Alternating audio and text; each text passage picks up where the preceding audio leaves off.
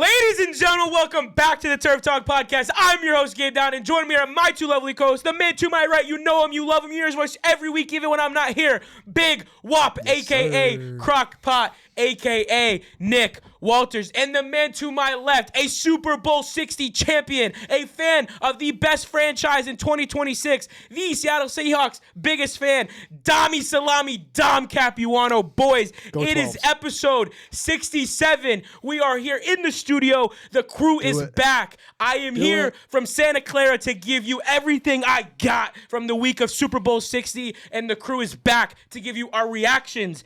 Biggest news, Tuesday, debates at the desk, way too early predictions, and more. So stick around. This episode is going to be long and a good one. Wow, I got it all out. You're good. Didn't mess that up. Was good. Dude, I'm ready. I'm here. I have not been here in so long. Almost just broke the laptop. The football. Let me grab the football. All right, boys. I haven't been here in the room with you guys in over a week. Yeah. So talk to me. How we been doing? Dom, I'm going to start with you. Cold. You said this on last week's intro. Yes, I watched the episode. You need to give me what has Dom been up to? What have you done? What does your life consist of in the time that I have not been here? Shoveling snow, going to school, and going to work. I'm sorry not all of us get to live the exciting life you get to live. But I'm a Super Bowl champion. That's what I was waiting are the for. best team in the Where's your league. confetti? He fucking lost it already. No, he lost it. It's in my car. It's safekeeping. Where is it? So, hear me out. It's in his car. DIY hack for all you guys who were at the Super Bowl or able to get some confetti. Security. If you have a mini helmet signed like I do that I got from Nick for my Christmas present, I have it in Who's the it signed by? official JSN, Yeah. Jackson Smith Offensive and Player of the Jigba. Year. If you put it in the Fanatics case, it's like the glass case with the gold feet on it. I have it for my Broncos helmet. I had the genius idea of spreading the confetti That is the word. inside the case. Spread the confetti You'll get there, buddy. around Don't the worry. helmet inside the case. It's only episode and 67. then it looks like you got Super Bowl champions in your case, you know?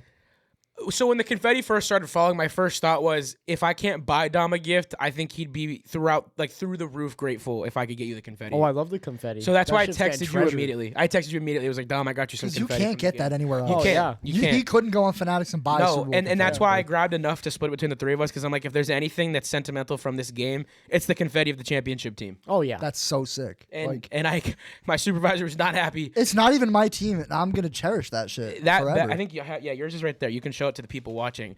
I know it's just confetti, but there's something so special about what's in that bag.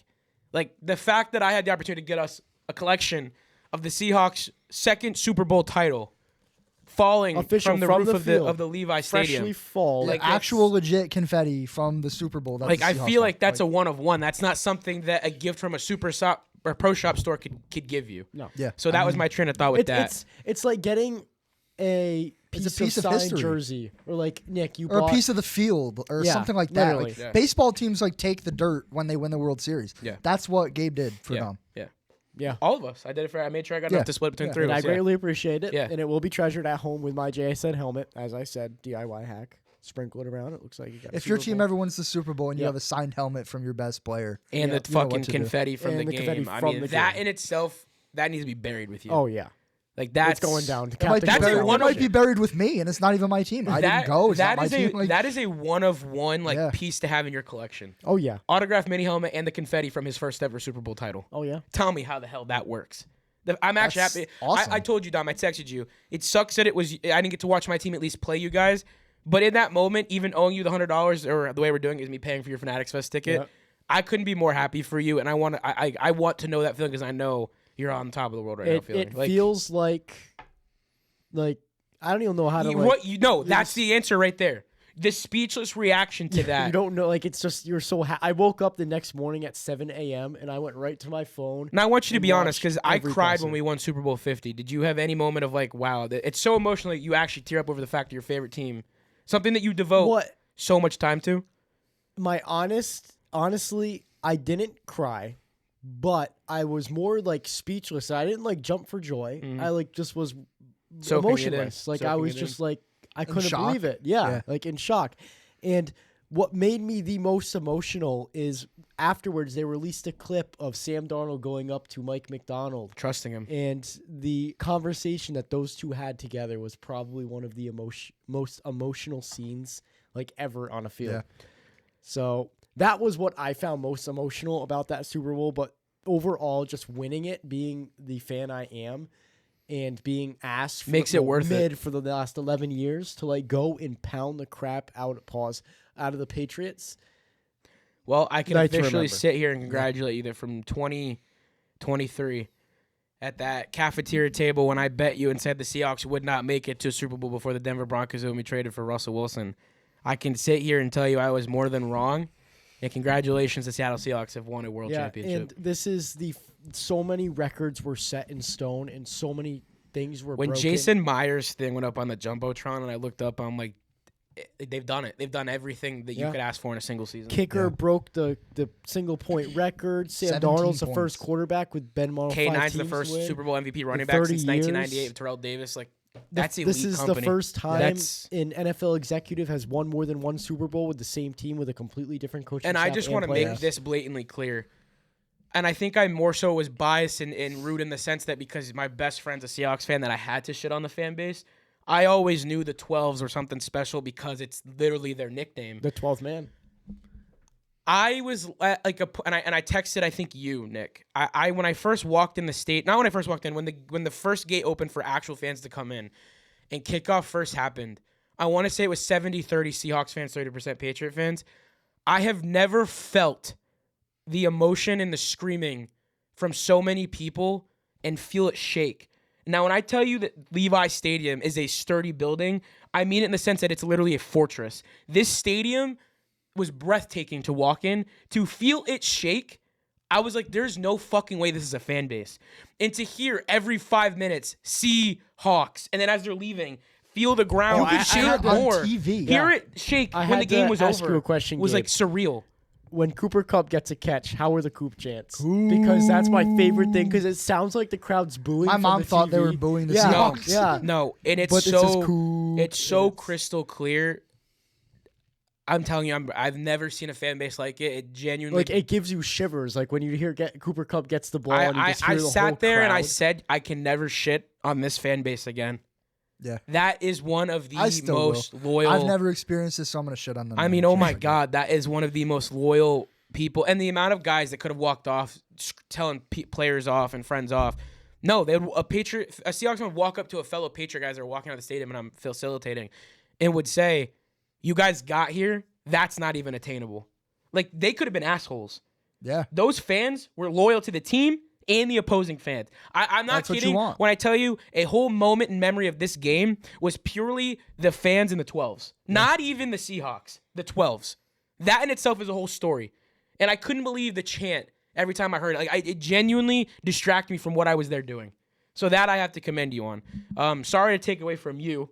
So now I'm going to transition to you. If we're all wrapped up on the Hawks, Nothing I have to say is nearly as interesting. we're as gonna that. we're gonna get back to the Hawks when we react to the game and when I give my Super Bowl story. But Nick, how was your last week, Ben? What have we been up to? It's been all right. I've been up to essentially nothing. Just work, school, karate. You know me. Watching my team Doing win the the Super Bowl. same.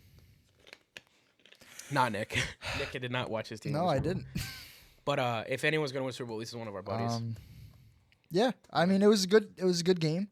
I'd much rather for watch him. Darnold win a ring than the 7th title be won by the Patriots. Yeah, living in a household of Patriots fans, it's difficult to root against them and Yeah, not be for looked sure. at like like the child that nobody wants. But I did it, and I'm proud of it.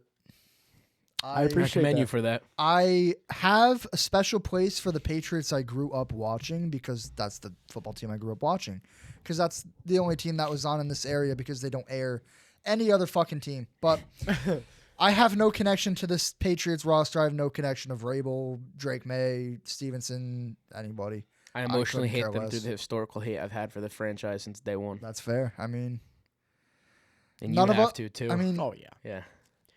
The point that I don't have to listen. I have a comeback now for 1 yard line. yeah, Is just that's big.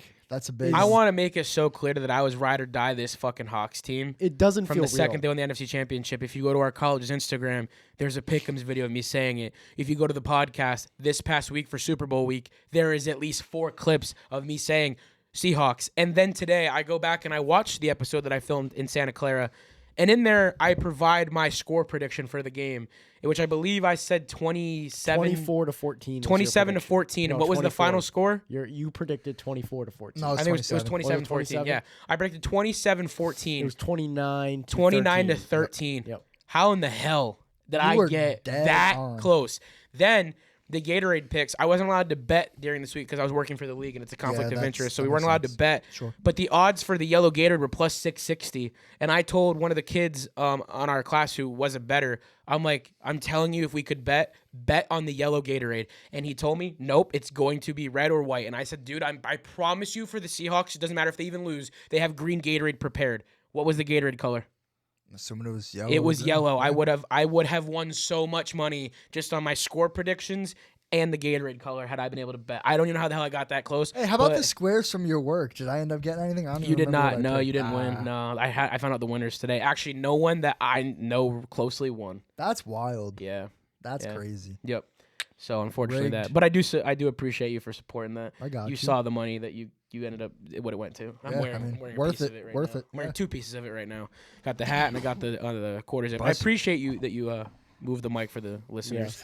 But that is enough spiel on what we've been doing for the last week. We're gonna get to the main highlight of this once we get through the news. So Dom, kick us off. So starting off, the highly respected Eagles O-line coach Jeff Stoutland is leaving the team after 13 seasons. He felt his voice wasn't being heard enough within the organization. This seems to be a growing problem within the Eagles organization and is starting to affect their foundation. Maybe it was being heard too much. Players realized that the offensive coordinators didn't want to come to Philly because maybe he had too much control over the offense and the play calling and everything that came with it. So I argue that maybe the issue is he had more control than he realized, and I think it caused more conflict of interest with inside the building that was known to the public eye.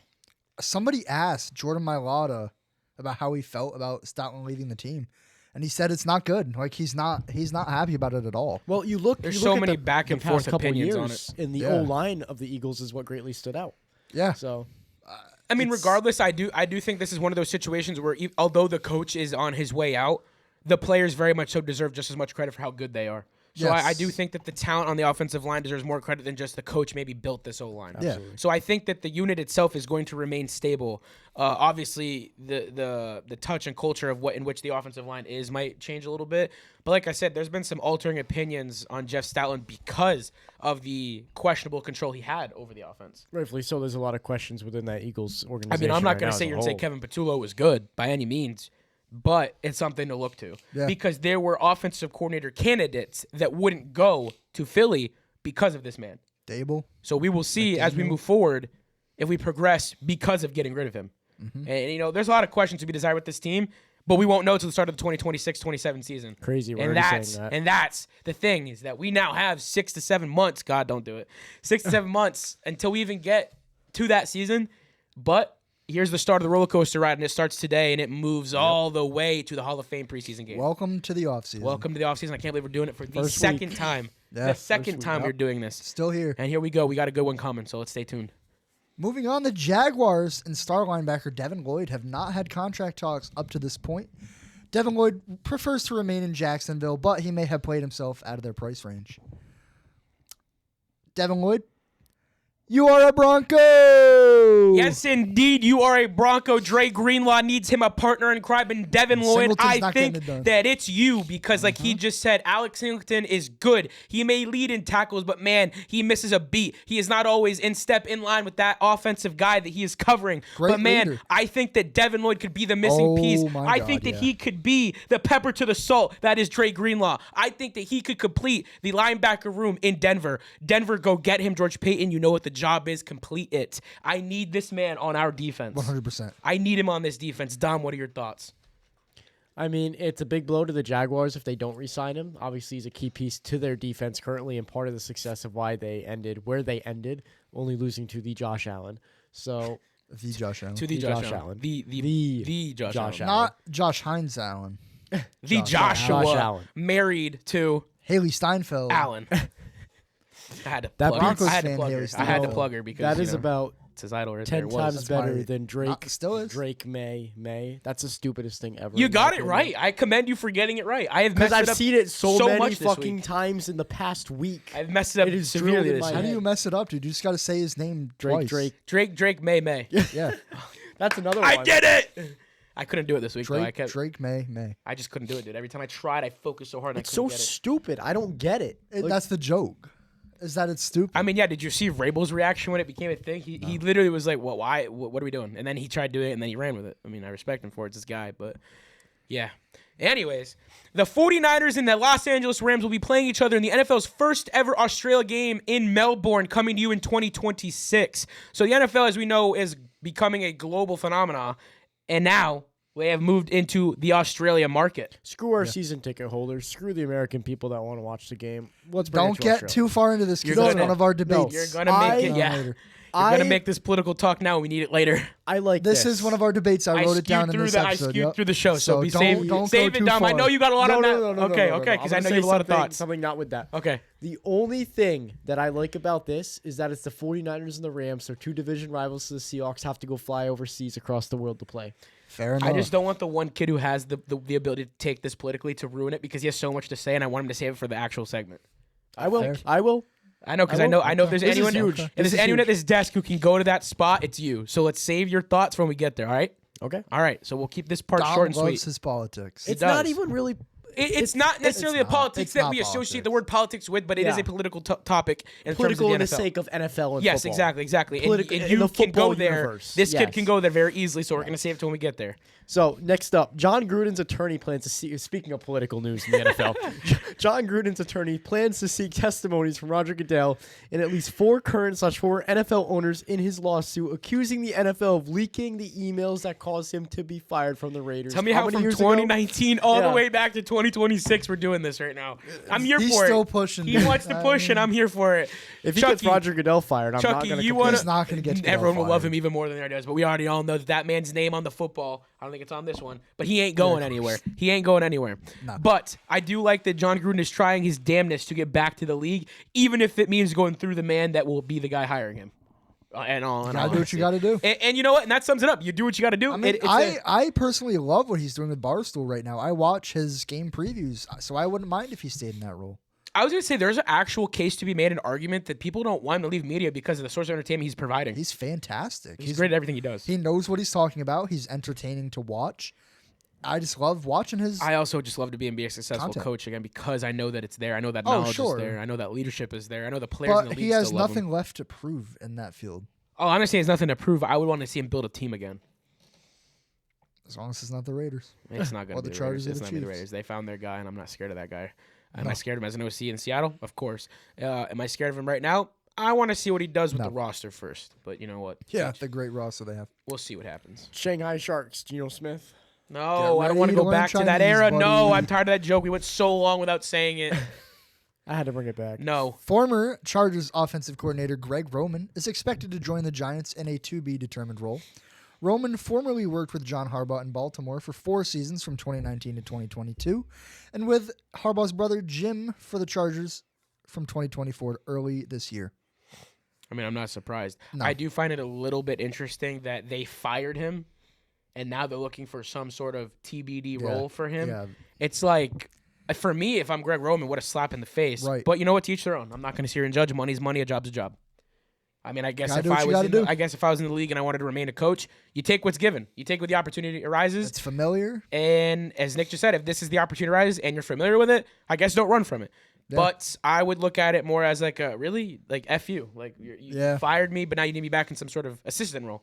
Right, go I don't know that I screw yourself. jive with Yeah, that, but you know, that's me. I don't know what your thoughts are with that. Same thing. Don't really care. Yeah, I mean, it doesn't really bother me much either way. But Eagles Pro Bowl offensive guard Landon Dickerson's future is reportedly up in the air despite only being 27 and playing just 5 seasons in the NFL, as he has been through countless injuries, starting all the way back at Alabama with a rough ACL tear, which I believe happened in the national championship, and he played through it. Yeah. And then he gets to the league, and I don't remember the specific injury sustained, but he has been banged up all throughout his short career. So, question is, will his time remain, and if so, how much time is left? I think he'll keep playing, but I can't see him playing more than 2 seasons. Yeah, for the sake of himself, he's got to prioritize his own health and do what's best for him in the long Yeah. run. Because I'd rather you leave the NFL 2 He's years got a earlier chip. and maintain walking. So, actually, 2 people I met this past week that give me full reason to agree with you guys is I met Vince Wilfork and Andrew Whitworth. two men known for how historically large of human beings they were. Both of these men are a fraction. Whitworth retired at the perfect time. And he was even up there in age. Yeah.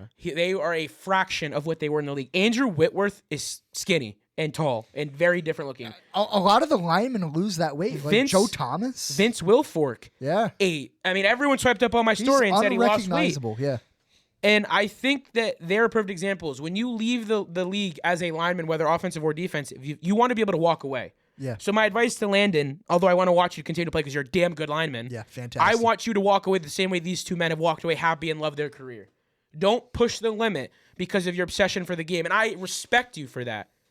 But I assume that you have a family, and I want them to walk away the same way these two men have. And they show that they're healthy now because they walked away at right times and didn't keep pushing and pushing to the point where their bodies couldn't handle it anymore. Yeah. And they gave out. Yep. So I hope the Landon Dickerson makes the right move, and I hope it works out for him because injuries are no joke, and your health is more important than the Eagles' state in your career, honestly. Yeah. And like you guys just said, he's done it. He has the main accolade. You won yourself a championship. You are a champion. So let's leave it off there. But, yeah. So next up, Jim Schwartz officially re-signed as the defensive coordinator of the Browns. Resign. Oh, That's two Resign. very different outcomes. resign. I was gonna say this doesn't sound right. He wishes he resigned. No, he doesn't. No, he doesn't. He wishes they wanted him to resign, and then he resigned. He As wanted to head be wanted. coach. He wanted to be wanted as the HC. Yeah, not we the talked DC. about this last week, Dom and I, how he wanted to be the head coach, and they went in a different direction. He was going to resign. He was pissed. And I can't blame him one bit. I think the players were a little upset too, if I'm not mistaken. I don't understand how you have this guy on your coaching staff. You know what he's all about. And you know what obviously he's went gonna to him do, and told him you're willing to hire him as the head coach. and you go in another direction and you screw Complete him over. opposite. And then you expect him to stay on as defensive coordinator. Refresh my memory. Who did the Browns sign? Todd Monken. Todd Monken. That's who Yeah. it was. I would. The Myles Garrett did not look happy about it. I don't blame him. Jim Schwartz. He got or his Todd bag. Monken? He's ready to move He on. wanted Jim Schwartz. The locker room believed in him. Yeah. They thought that he had what it took because the culture he instilled on one side of the ball was so great that why couldn't he instill it on all 53 men? He absolutely can. And I did have faith in Jim, but I was a little concerned that maybe the history behind the Browns, because I think they're similar to the Jets, they're just one of those franchises that are never going to succeed. Yeah. You know, there's very few franchises that'll never go anywhere. The Ownership Cardinals, holds the Browns, people back. the Jets, the Cowboys, unfortunately, those are teams that The Bengals. no matter who you get, you historically fail by association of the history. So I worry that even if Jim Schwartz is good, hell, I know he's good. I think that maybe even as the head coach of the Browns, it still wouldn't have worked. Look at Stefanski. Yes, Gabe, you and exactly. I believe in him. Perfect. I believe in him in Atlanta full-heartedly. I mean, And he flopped in Cleveland. and it sucks because He won 2 it's- Coach of the Year awards. because in it's Cleveland. product of the franchise. Yeah. So, do I think he would have worked in the Browns? Do I think Todd Monken's going to work? I don't know. I think they're both good candidates. I think the Browns are what doesn't work. Yeah. If that makes sense. But unfortunately, it's a shitty situation for all parties involved. Oh, my mic popped. A little bit. A little bit. But yeah. Moving on, the Pro Football Hall of Fame will look into making changes to the voting processes and the voters themselves following Bill Belichick's omission from the Hall of Fame. Yeah, I mean, I think there's You're going to already be fucked up. every single voting, like everything in the NFL, from the MVP that should not have been anywhere as close as it was, to How did Justin Herbert get a vote? That's How did that's Drake on our May get- discussions. That's on our discussion. Okay, Save it. We'll hold back. But I think a lot of it just has to be restructured, redone. Changes have to be made because the point that Bill Belichick, the best head coach to ever play, the coach with the most Super Bowl wins, is not in, like Tom Brady said it best. What else can you do? What defines a Hall of Right. Fame coach then? If Belichick isn't a Hall of Famer, I don't know who is. Yeah, exactly. You have the second most wins of any coach in history. You have 8 Super Bowl championships, 6 as a head coach. I don't understand what more. I could stop right there. That's a Hall of Fame resume by itself. Yep. Now you add in 20 seasons of dominance with the Patriots. Even when they best weren't winning the dynasty Super Bowl, ever. they went to 3 other ones that they didn't win. And those were damn close games. He could have won all 3 of them easily. I think the problem moving forward is that you've already screwed up. I think that the credibility and legitimacy that surrounds the Hall of Fame committee has already been In question. skewed. Yeah. And I think that the scrutiny they're receiving is all but more fair. And I don't think that no matter what changes you make and what steps you take forward, even of which we will get to when you see the clips that are be on social media in the next 12 hours, you can't fix the Hall of Fame from this point forward. You have now warped the following inductions. You've now skewed the idea of what the criteria is of a Hall of Famer. So go and make all the changes you want. Do anything you need to do to regain confidence in the people moving forward. You've already messed up. There is no fixing it. Yeah. Because no matter where you induct him, even if it's next year, it doesn't make sense and it doesn't work. It cannot happen. You've already messed up. So they can go do whatever they have to do. You've already messed up. And that's my thoughts on the Hall of Fame and the committee at hand. But yeah, I mean, Dom and I spoke on it last week even, and all three of us the week before that. Mm-hmm. And we've said the same thing over and over again. It's just, it's so as Stephen A. would baffling. say, it's blasphemous. Blasphemous? It's The out Hall of of this world. Shame? There's so many. Yeah. It's a disgrace to the culture of the sport, NFL. yeah. Like, it's honestly disgraceful. Do you have something pulled up before I get to the next piece? No, or- you're good. All right, It's perfect. for the future. Okay, awesome. Wow, I almost just messed up and said his name before the team. Cowboys wide receiver CeeDee Lamb told the Dan Patrick Show that he would be willing to restructure his large contract in order to maintain George Pickens long-term in Dallas, who has just been franchise tagged. So now I offer you guys, is it the smart move, or should other teams go look and trade for him? For the sake, sorry, Nick, to cut you off, but for the sake I of was the gonna say. Cowboys, you took a deep breath, so you were preparing something, but hold it tight. For the sake of the Cowboys, if you do re-sign him, and even if you adjust CeeDee Lamb's contract, Good spot for that. you're going to have a lot of money going to a lot of your skilled players, especially with Dak Prescott getting as paid as much he is. They There's- historically pay everyone on yes. that team. So There is no way you are going to be able to build the roster you need with all this money going to them and all your focus on them. You're not going to be able to give them what they actually need.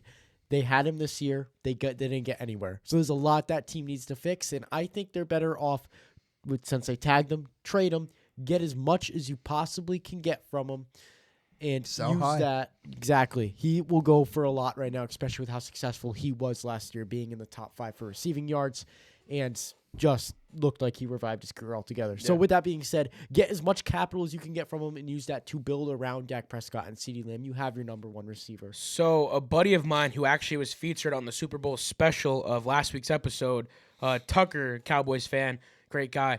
He said, of course, he wants to keep George Pickens Absolutely. for what he did last year, but he doesn't want the steep price tag tied to him. So Fair if enough. they maintain him through the franchise tag, fine. But if extending him is the only way to keep him, let him walk. CD is enough. You can build through the draft. They've done it And before. after listening to what he did, what you just said is why I agree with what he said. They can do it because they've done it before. They have done it with countless guys. They brought in CeeDee Lamb and work, so they have an eye for what a good receiver is. It's clearly no one else in that class did, except for the Vikings. So I do agree with the sense that don't maintain him if the price doesn't make sense for the rest of the team. Exactly. Because as the Cowboys know, you need to keep moving forward because one guy at hand clearly isn't solving the issues and that there's the stigma around the The Cowboys. Bengals have learned this lesson the best. If you look at T. Higgins and Joe Burrow and I Jamar said a long time Chase, ago, we'll take him off your hands. exactly what the Cowboys need to Not do. get away. Yeah, not do. Yeah. Not do. So it's a tricky situation, unfortunately, because you know you need him. He's a great skill, but you have to weigh the pros and cons of is it worth the other 53 men on this team moving forward as a whole? Because at the end of the day, it's not one guy that wins these football games. Yeah. Yeah. It's Dak Prescott, CeeDee Lamb, and the surrounding cast, not George Pickens and the Cowboys. So, and obviously this is a quarterback-led sport. You decided to pay your guy Dak all the money in the world, and you know what? Do what you got to do. If that's what you feel is fitting, then do it. But what comes with that is letting go of guys like this. Yeah. So, unfortunately, that is the culture and the type of offense that has been instilled in Dallas. Now, I believe in Shoddy to make the right move. It's going to be tricky, but I believe that he'll do what's best for this team based Yeah. on what he did last season. So, we'll see what they do moving forward. We have a long offseason ahead of us. Yep. Next up, former Cardinals head coach and Commanders offensive coordinator Cliff Kingsbury is joining Cliff Kingsbury, a guy that I don't want to see in my division, is joining the Rams as their offensive coordinator, just adding more firepower to an offensively led team that doesn't need any more offense. This actually pissed me off, and I texted you guys immediately when it happened. I was in the NFL experience when we got notified. This guy's an offensive coordinator in this league. I want him to go to the team like the Ravens, and so to see him join a staff that already has enough yeah, power. I mean, you already in- have Sean McVay, who What calls- more does the does- calls. What is Cliff Kingsbury's role actually going to Yeah. be? What more does he add to what you 'Cause already know? I don't think he's even the OC. I think he's he's not. just on the staff. And no offense to Sean. No, actually, this isn't offense. It's a compliment. What more power and knowledge do you on the team? You're there. Right. You are the knowledge. You are the guy that runs. You're the engine of that team. What more do you need, and what more does Cliff Kingsbury offer? Now, sure, another set of a great brain on the team is going to be great. Yeah, sure. But I just think that he would be so helpful to a team in need as the Ravens. I wanted him and Lamar so badly to be paired together. We're not going to get that, unfortunately. And who knows? Maybe this leads to him getting another head coaching job in a year or two. So, but it just doesn't make sense. This could be a masterclass game of keep away. Hear me out. They signed Cliff Kingsbury as offensive coordinator. That means another team can't get him. There's one team right now. He's not even the OC. He's an offensive assistant.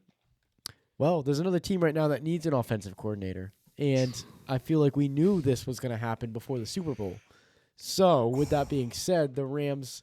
They might have to trade to get an OC. Wait, hold on. Can you trade for a coordinator?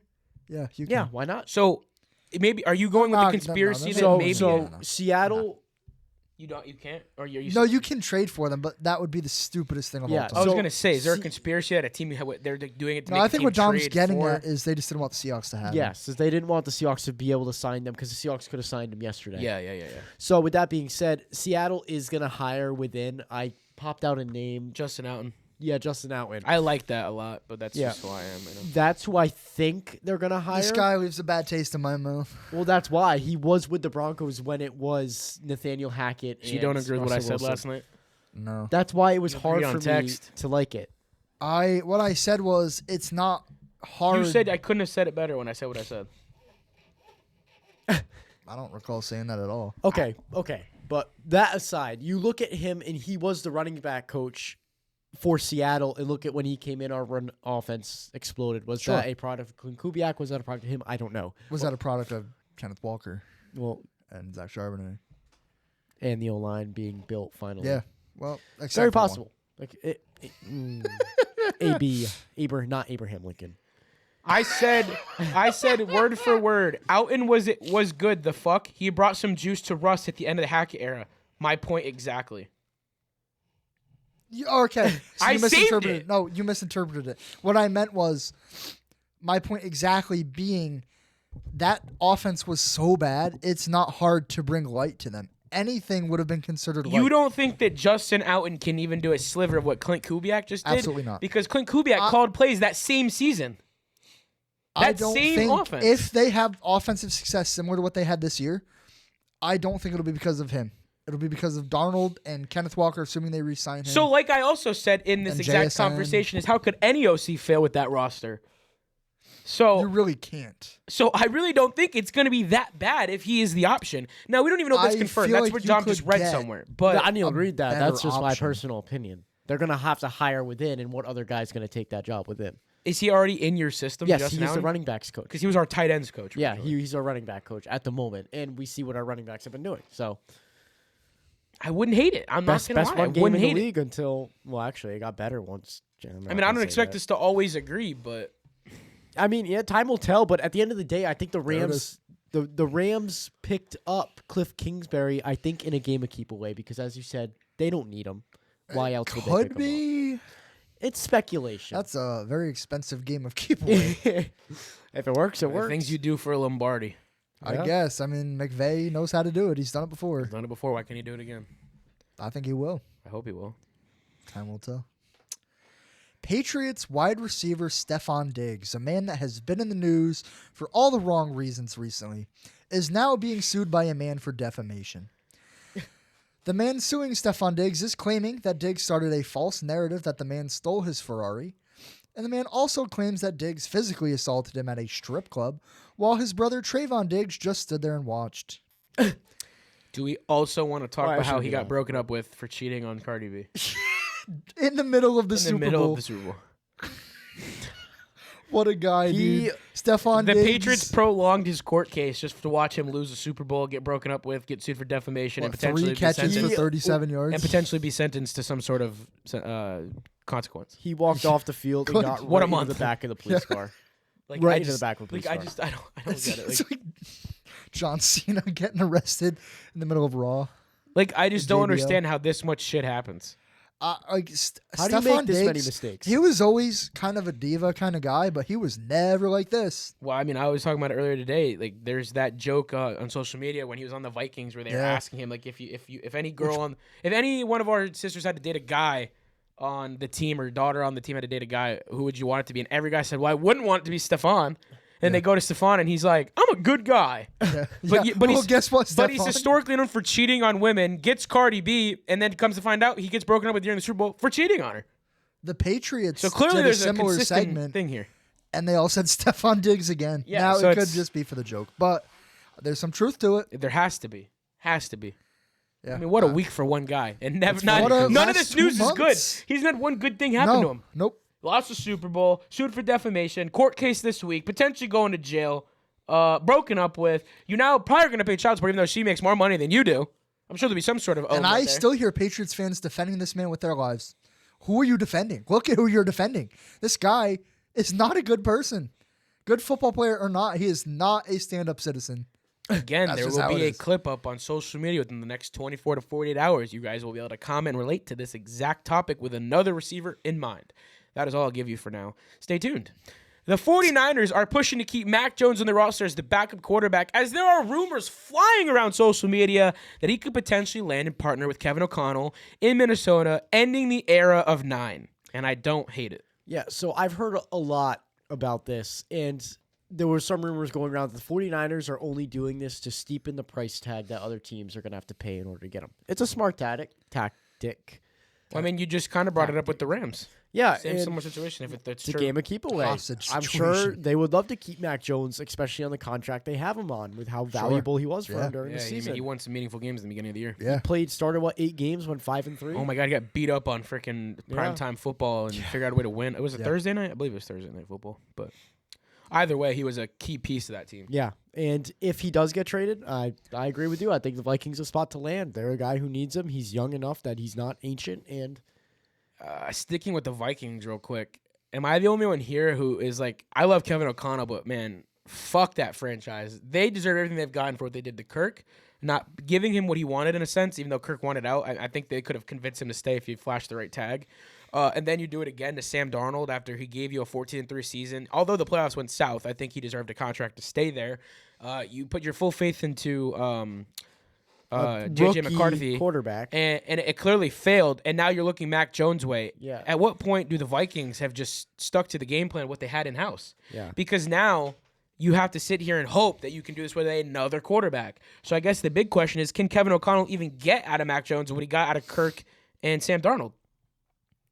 So I'm going to skip ahead to a piece of news. I'm going to steal someone, sorry, in advance. But Derek Carr there's rumors floating around that he's going to come out of retirement. Stop. He's not. I'm going to stop you right there. So do you want to go back to my question then? Derek Carr is not going to be a Minnesota Viking, if that's what you were trying to get at. That's what I was getting at. Well, it's pretty I could. The Raiders? Retirement. Nowhere. Stay in He's- retirement. he- He's doing good listen, on his podcast with his Derek brother. Carr has said this every year and every He's year doing good with his he brother on sets his ass podcast. They need to keep doing it. Derek Carr's not coming out of retirement. But the main piece here, Mac Jones, does the fit in Minnesota? No. Can he get out of Mac what he got out of Darnold and Kirk? No. I don't.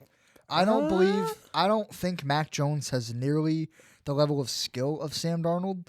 I don't think he ever has. I don't think he ever That's will. a lot coming from Nick. Coming out of Alabama, Mac Jones, I never really liked him as a prospect. No, not a lot of evaluators did. Well, you look at the 49ers, and it just seems that everyone seems to succeed there, and that's a product of Kyle Shanahan and just the team they have built around. And I think Kevin O'Connell's a similar coach. Yeah. So I think if there's a spot that it could work, if Sam Darnold had success there, it's where he I revived can't his lie. career. I would love to see it. Yeah. I would love to see Mac Oh, go sure, there and yeah. it work. I'm all for it. Yeah. I just don't think it would happen. As he's breaking. As the he table. breaks the set. It's not broken. I play with it every episode. Yeah, except, what was that deep breath? I'm questioning my life choices. All right, let's Good. go on to that. Why? This is So- where would you rather be? Time for my paragraph. Sit still, guys. Right here, right now. The Falcons' rookie edge rusher, James Oh, Pierce Jr., was arrested on 2 counts of aggravated battery with a deadly weapon, aggravated car. stalking, and fleeing and eluding police. Pierce crashed his vehicle while running from the police and is being accused of intentionally crashing his vehicle I wrote into this and I still his can't believe ex-girlfriend's car multiple times, trying to stop her from getting to the police station. Pierce also intentionally drove his car into a police officer. hitting the cop's knee in an attempt to get away. Pierce now faces only 5 years in federal prison. If he is convicted of battery on a law enforcement officer, he should be locked up for life for this. What is wrong with you? You're one. I can't remember if it was mom or his dad or whatever was on the NFL honors like a day or two before this occurred, talking about how great of a guy he is, a stand-up citizen and perfect model human being. And legit, he tried to murder a police officer, stalked his ex-girlfriend, Murder his ex-girlfriend, stopped her from getting to the police. So do we know why she was trying to originally get to the police? I have no idea. Well, that was probably a whole other thing that he's going to get charged for because he probably did something. While Nick looks for that, and I sit here in whatever emotion it looks like. Disappointment. Yeah, and this is why. Just through your career or what? When watching the NFL honors that night in the Airbnb, I said that one of my DPOY picks was James Pierce, one of my candidates for it. Rightfully so. Because of what he added to the Atlanta defense. And then, a short 24 hours later, I read this. And I sit back and I think, wow. She's trying to get away from him. You really can throw away everything in a matter of however long this took him. I don't understand what put you in this predicament. I don't understand how, as a human being, you even choose to do these things. He wasn't under the influence of anything, as far as we know. As far as we know, and if you're not, he was it's even worse. Sober, just doing this for the love of the game. Like, what are we doing? What are we doing? Like, you NFL players as a whole, and I'm making a gross generalization here, but a lot of them just throw their careers away for dumb shit. We saw it with Mark Sanchez. We're seeing it with James Pierce and Ray Rice and Kareem Hunt and all these guys. Anytime that we put these kinds of news pieces on our doc, I genuinely get upset because I don't even want to talk about it. I don't even want to highlight something. it. Any player who ever went to the University of Georgia? Why in such a prestigious league do we deal with this nonsensical Not to bullshit? generalize. Have so many opportunities to not do this shit. And time after time after time, we sit here in these three chairs on this podcast talking about somebody else getting arrested, somebody's getting sued. I'm the first one to say it. Men prioritize mental health, but it can't always be skewed or point in the direction of mental health. You have all the resources in the world. What are putting you in this predicament to make these choices? Yeah. Nothing. You have resources to help that none of us have. And you're in this situation? I'm sure your money could buy a new girlfriend. Get the fuck out of her life if you don't need to be here. It causes that much unhappiness.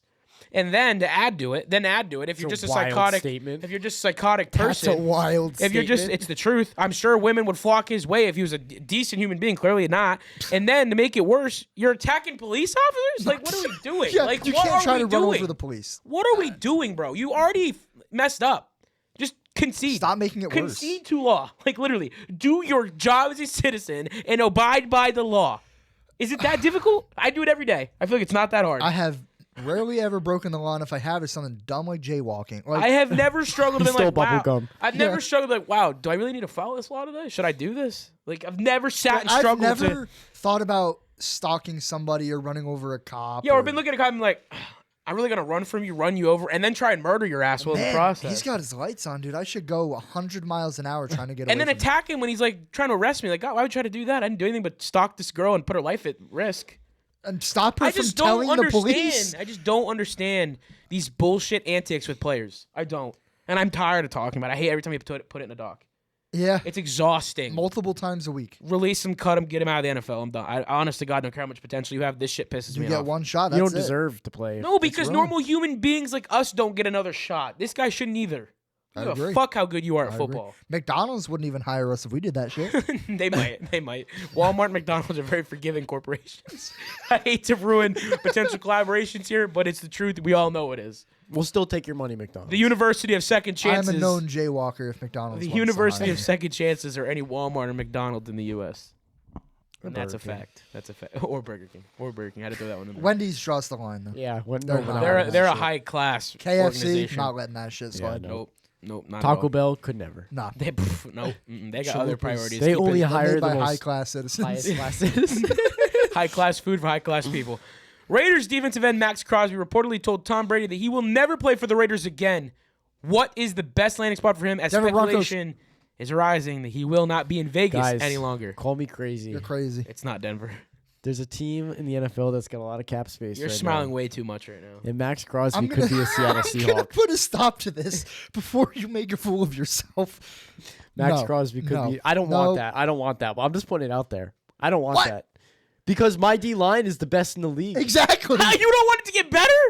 No, because we have to pay the guy. That's like having the U.S. Army on the field. Yeah, but DeMarcus Lawrence, Leonard Williams, Max Crosby, Byron Murphy. I don't even want to play you. I wouldn't even want to play you. I'd concede the game. at the sake of the rest of my cap space, I think we can live without him. What's that depth? No, you don't need him. You don't replace need him, but to say you don't you know want what? him is absolutely out of this world. Can he play? Can he play right guard?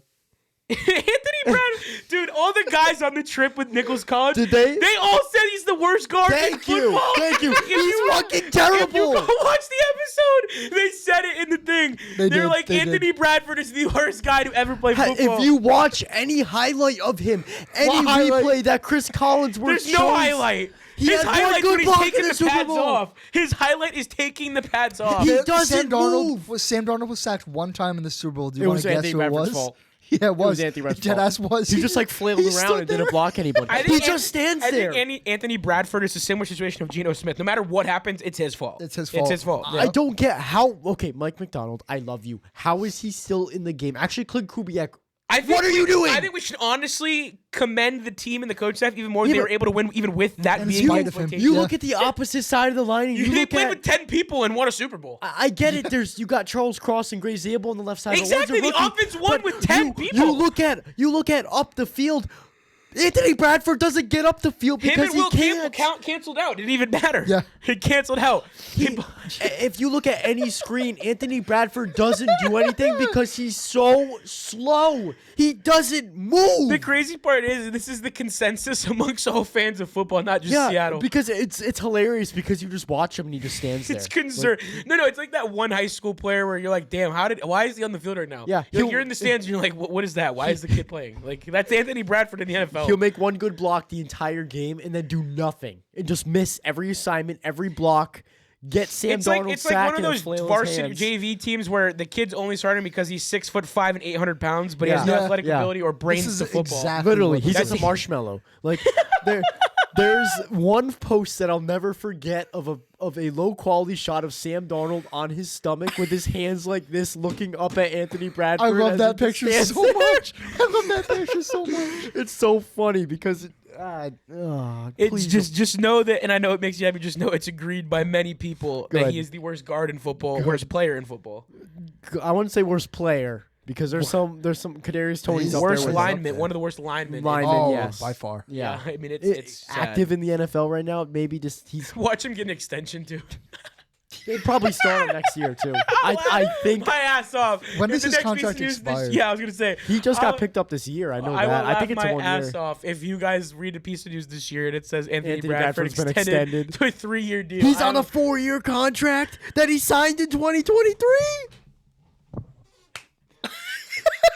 Anthony Bradford, you are a Seattle Seahawk for life. Hey, this is his last Oh season. God, though. it's his last season. They're gonna This extend is him. it. They're gonna That's extend true. him. I That's can't true. wait. But he's Please getting extend him. paid pennies. Mid-season so. extension. Here we come. He's only getting $3 million this year. Dude, that's all he deserves. He all he deserves deserves. less. Yeah, less than 3. I don't even make. I don't know math. I was gonna say a number, but I don't want to completely butcher. But yeah, Dom. Before you butcher it, do you want to read your next piece? Should I familiar with you? Adam Gase is joining the Alright. Chargers as Oh, an 'cause he was offensive drafted assistant. by them. I thought you just said he was Yes, he there was. this year. I thought he was signed this year, but I could be thinking No, of no, it's Casual. Jalen Sundell, maybe. I'm thinking of somebody. He just made up a name. he just That made up. doesn't sound like a real person. He just made up a Jalen fucking. Sundell? Sundell. No, I said it right. You guys are gaslighting me. Yes, Okay, he's a real guy. I said it right. He's my That's a center. football player? I've never heard of this man in my He's my life. center. Starting? Yes. I've never. He's heard my his name. starting Not. center. Yes, he Do is. we revoke If the this would casual load. statement? No. Yeah. You better. Current contract. Wait, hold was on. he the guard before Anthony Bradford? No, he's a center. He's Why'd you currently bring the him center. up? Why'd you bring him up? Because I'm trying to think of who was on the 1-year deal that just started this year. I think it's Jalen Sundell. I guess we'll never know. My thing won't load because your Wi-Fi sucks. Dude, pay for new Wi-Fi then. I don't know what you want me to tell you. Never mind. I'm wrong about him. Who am I thinking of? I'm wrong. I guess keep the casual statement on the table. No. Well, no, he's got a 3-year deal. All right, let's get to the news. Okay. Back to news. Damn. Back to news. Now I'm What pulling are we I already doing, said a it. podcast or I'm something? pulling a Dom right there. I already said it. What'd you say? I didn't hear you. Adam Gase is joining the Chargers as an offensive assistant in his first coaching job in 5 years. Next. NFL teams are currently pushing the league to create a rule allowing teams to trade draft picks from 5 years out. Currently, you can't trade picks beyond 3 years. Good. I disagree with this. This this. is awesome. I don't Yeah. want this. No. No, I love No. this. We're not What? going to be the NBA. We don't need to be the NBA. No, because teams That's what makes too it cool. mismanageable. There's no, yes, keep it exclusive to teams are going to yourself. sell their entire future. Exactly. Oh my And then it's going to God, impact them I for don't half a think the decade. NBA is so Exactly. mismanaged, in my opinion. But you look at the Denver Broncos, and they're the kings of this. Why would you want them to And it even have didn't the work. option We're of never that? going to make that mistake And again. it backfired. Because if a team that I hate does it, they're fucked for the next half decade, and I am all for that. Less competition equals then more Broncos wins. it ruins the credibility of our league, and I'm No, it not doesn't. gonna. No, it Yes, doesn't. it does. Nope. I don't No, want because this. it They're extends. not forcing you to trade these picks. It's all on you. 3 years is already long enough. I don't even. Yes, exactly. If you I do it don't- 5 years and you replace the coaching staffs are never going to be able to get a grip because they're still paying the price of the last people that were there, and it's just going to be. I mean, an God, endless the cycle. NBA trade deadline last week was. I don't even have words. It was crazy. It was absolutely out of this world. Some of the trades. Giannis just fleeced the world, dude. He had people betting on Kalshi that he was going to get traded. Announced he wanted to stay with the Bucks right as the deadline expired, and then announced he signed a deal with Kalshi to be an ambassador. Dude, are you He just made them serious? so much money. Dude, like, the what? NBA is a world of its own. Let's keep it that way. I don't need the NFL being able to look out further than 3 years. Yeah, I agree. I disagree. We don't need more than 3 years. I don't want this trade or 18 regular season games. I don't want either No, of them. 18 Yeah. regular season games cannot happen. I really hope this That's doesn't happen. ridiculous. I wish we went back to 16. Yeah, I agree. I agree too. That's I what think it should be 17 for the is sake of the such players. an awkward number. It was Yeah. the perfect like. You it can felt have right. teams that are 500. Now you're either above or below. Yeah. And I mean, you'll be like the Seahawks of last year. This team wasn't even the postseason last year. It was 10-17. And now they're winning a Super Bowl. Yeah. Crazy. I mean, come When on. you have We a can't have that double-digit win happening. team that's not in the playoffs. You cannot then have that happening every year. Yeah. No, it's No, it's terrible. ridiculous. It's terrible. It just feels wrong. 49ers defensive lineman Keon White was shot in the ankle during an event in San Francisco early Monday morning. He was shot after an argument with Lil Baby. Now, Lil Baby did not shoot him. Yeah, I read was this report wrong. Thank you for clarifying. No. I read the same report you read, and they made it sound like Little Baby shot him. Yeah, Like so- they didn't So I say need you any guys to other understand. I'm names. going to get to it. I was on the airplane. The plane had just landed. Wi-Fi and service had just been connected Yeah. to my phone. First thing I see on the notification center is Keon White. I hold down on it. All it gives me is the picture that has the line Keon White shot by a Little Baby after argument. So I read it as that. Also, low moment on my end. I announced this out loud on the plane to fellow students, not realizing that the public around me were going to look at me when I used the word shot out loud. And I got stared at by like 30 sets of eyes, and I was like, I shouldn't have said that. Whoops. Should My have bad. waited for the. You know, there's airport certain for that. words you just don't use on an airplane, and shot's one of them. So Yeah. I regretted saying it out loud, but you know what? As a fellow aspiring broadcaster, it is my due diligence to announce when news is reported. Trust me. Hey, quick story. Traveling. You to, said bomb on the airport once. no. So I'm still the no. out guy here. The out man. Traveling to California, we were going through TSA in the airport, and we were carrying a camera that was called a C30, and I turned around and I screamed across TSA, "Should I take the C30 out of the bag?" The TSA guys just looked at me, and I'm like, maybe I shouldn't have screamed that. You know, out speaking loud. of TSA yesterday, Uh-oh. I have not been pat Did you, down did you this use vigorously. your did you use your little skip the line thing I had you do? No, I did not. I have not been pat down this vigorously since going to LA when I got tapped out with a wand. Look, I don't know what triggers this alarm to make my crotch turn red on their thing, but it needs to stop happening in my lifetime. I'm tired of being hit there. The man not only did that, he shoves his hands up my sweatshirt and does this to my chest and makes sure there's nothing there. He goes, "What is that?" I'm like, "It's chains. I swear to God, it's a cross." And he rips my sweatshirt open, sees the chains, yanks them out, then rips my hat off, pulls the cardboard of the hat out, and is lifting his finger through the lip of the hat. I'm like, "Dude, I'm white. I didn't do anything. I swear. Please do not label me. Like, do not label me." You can't say Because he that did it to shit. one of our buddies, and I'm like, "Dude, this TSA guy is fucking racist and mean." Like, I'm like, you cannot do this to me because the guy in front of you also had chains on. Like, you cannot label people like this. Like, I was getting pissed off. He tapped me out so hard, I got nauseous. He tapped me out. Sue. How? How do you do that? It's TSA. Everything they do is justified. John Gruden's The guy in front of me, attorneys know, huh? he played for Stanford. You remember I texted you guys the basketball team? This poor fucking man. He is a part of a basketball team. He is not bringing a goddamn weapon on the plane. At least I'd assume. You don't know that. He walks through the thing. They pull him off the thing. Similar to me, has chains under his Stanford basketball sweatshirt. What do? Same shit as me. He goes, it's a chain. They fucking yank the chain out of his shirt. I walk through the thing. I'm like, it's a chain. And I mean literally, shoves his hands in the sweatshirt, starts shaking it, and yanks my chain out and pulled me forward. I'm like, dog, chill out. It's fucking jewelry. The guy in front of me had the same thing. Like, calm down. To be fair, they don't know that. I probably should have taken the clear route. I wouldn't have gotten fucking harassed and assaulted. I hooked you up, and I mean, you like, didn't take my advice. Because you got to sign a 1-year fucking email And then thing, and then you got to deal with cancel the it. cancellation bullshit. Fuck Wah, that. wah. Browns, Fuck that. Browns I'm tight not end. dealing with that bullshit. Okay, if they were gonna let me talk. No, I'm not going to let you talk. Back to football. Browns tight Gabe. end David Njoku announced that What he was won't that? be returning to the team, and he will instead enter free agency. This David rather surprised me. Njoku, you are a Bronco. I don't even know what Dom just said because you started your thing. I had to get it in. I said this rather surprised me because I Did it? expected him to stay with the development of Shore, and No. I could have seen No. it. He has wanted out for so long. He tried leaving 2 years ago. Yeah. He tried leaving 2 years ago. He It didn't needed work. to get out of there. He's such a good player being wasted. David Njoku is another prodigy or situation that I worry he's going to be like Evan Ingram, though. I'm not going to lie. I thought about it last night after saying I wanted him. Could I'm be. scared. Very well could be. I'm scared that it's not going to be the same guy we saw last year, but he is so talented and gifted. Like, it's Yeah. it's a situation where he needs to get out now. he has all the tools to be great, and he's wasted a lot of his career. What, 8 unfortunately. years? 8 years, probably? Yeah. God, that's sad. That is really sad. It's similar to Jetta's right now. I feel bad that he's stuck in He Minnesota needs to without get out of any, there ASAP. without any aim or direction. I don't even know where to go. I don't know where do they go. I mean, you have to write it out with JJ, don't you? you have Somehow. to. You have to. At this It point. makes me in a situation. What are you doing over here? Don't worry about it. You're looking at Google Images, and every time you do that, the doc gets spammed with Sam Darnold. Sam Darnold, yeah. No, Where's the Anthony Bradford picture?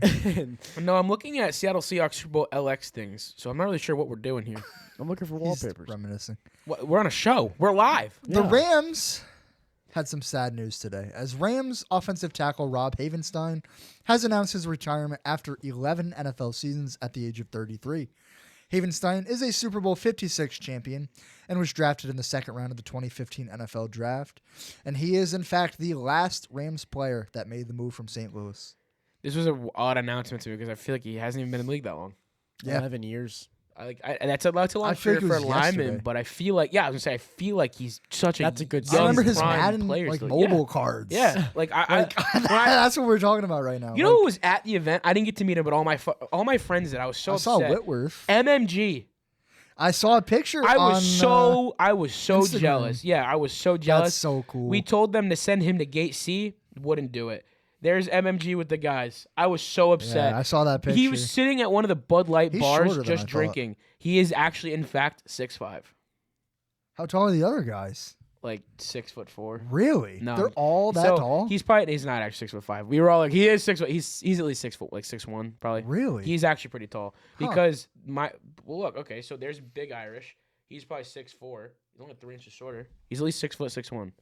So he hasn't been all the way off when he's he always looks made his short on joke. camera. Well, he looks like a tiny human being, but I don't think Yeah. really that is. I mean, judging what I'm seeing here, but you know, it's MMG. I don't care if he's 4 foot. He's one of my favorite. I used to content go to sleep to him. I creators. used to eat lunch watching him. I still like, watch all his meme things, and I watch The his Mutt Wheel. weekly recaps. the Mutt yeah. Wheel. You know MMG, right? Madden Mobile God. Oh my God. Oh my I God! don't. Wheel of Cut, Wheel of Mutt, No. MMG. Matthew Maher, memes. Madden Mobile God. No. Big time Lions fan. No. Not a clue. You ca- I was a Madden Mobile Warrior, though. I can tell you that. You clearly I rocked with Blake Bortles. I had 104 overall team. I stopped playing after. That's how you know when I was Madden above Mobile got 100. that. If you can have an overall Yeah, over 99, that's when I a stopped BS. playing. And when they Real removed for the that. auction feature, because auction was my life. Don't get me I started sat on on that auction, and I would mad do at it like Good. real you life. should be mad at him. You don't know I- MMG? Grew up with this man. I still watch him every single time he posts a video to this day. He's like the most relatable He's Madden hilarious. gamer I've ever watched. I'm appalled. I think it's time to move on. Yeah. It's hard to come back from that. We're gonna get you watching him. You need to witness who MMG is. Okay. I think he might actually become one of your Look favorite him up content later. creators. He Please, is please, hilarious. Please, please. All right. So this one came up with a little aim, with no aim or direction as well. I don't know how you want me to go about this one. Where do I start? I have so much. You're at Logan International. Okay. I'm going to try and use the camera roll to get me to guide along, if that's okay with you boys. So let me go to the collection. So for those of you who can't read the document, Gabe is going to explain his experience at Super Bowl 60 in Levi's Stadium in San Francisco, California. Watching the Seattle Seahawks bring home the Lombardi Trophy, beating out the Patriots. Meeting all the people he got to meet, hanging out with his classmates, doing whatever Gabe was doing in San Francisco. Take it away. All right. So day 1, Tuesday of last week. I don't remember what day it was. I believe it was February 3rd. I flew out to the beautiful San Francisco Bay, which I stayed on 1 Carmel Ave, Pacifica, California, on the Pacific Ocean. It was the most beautiful Airbnb I've ever been to, the most beautiful location I've ever been to. Dom, I will send you the pictures to pop up on the screen during the story so that people can see it.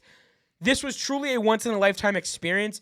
There's gonna be parts of the story where I might get emotional. It was that big for me. Yeah. It's something that I wish everyone in life could experience, and my goal is to allow you and get you to that point next year so that you can tell this very story yourself next year. So as I just said, we went out to Pacifica, California, which is about 45 minutes to an hour out from the stadium, out of San Francisco in the Bay Area. Truly a beautiful place. On that first day, I thought we were just going to be doing grocery shopping and settling in. I went to my very first ever NBA game. The Golden State Warriors. It was the Black History Month night free hat giveaway. I could have worded that a lot better. Yeah. But Black History Month night. Black History Month free Celebration hat night giveaway celebration night. Thank you. That was a lot better. What did you just say? So Black History Month I don't get what night you don't get about game. this. He It's got a Black free hat History for Month Black night History game day, hat night day. All right? So are we in What the night month? today? Is it night or is it It a was whole month? Black History Month, and the Golden State Warriors celebrated it by giving away free hats. Am I clear? No. I'm done. My path water is vibrating through the mic. I can I hear can't imagine why. it. It's metal. San Francisco doesn't have plastic. It's only paper and metal.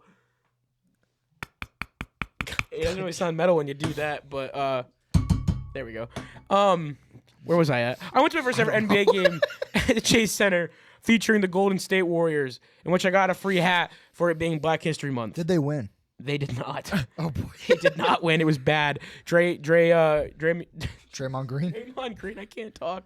Was the only star player I got to see other than Al Horford, as everyone was on the bench. Oh, they only lost by 1. They played the Sixers. That's December. And yeah, I was gonna say they did not lose by 1. 113 to 94. I was gonna say we left with 5 minutes left because it was just getting out of hand. But Andrew Whitworth was there. Terrell Owens was there. It was a great night. It was fun. It was my first ever NBA game, and I got to watch Al Horford slam like 4 threes down. Boston legend Al Horford. So for me, it was actually exciting. I've never been to an NBA game, and it's electric. Even for a Tuesday night, I was pretty surprised how packed it got.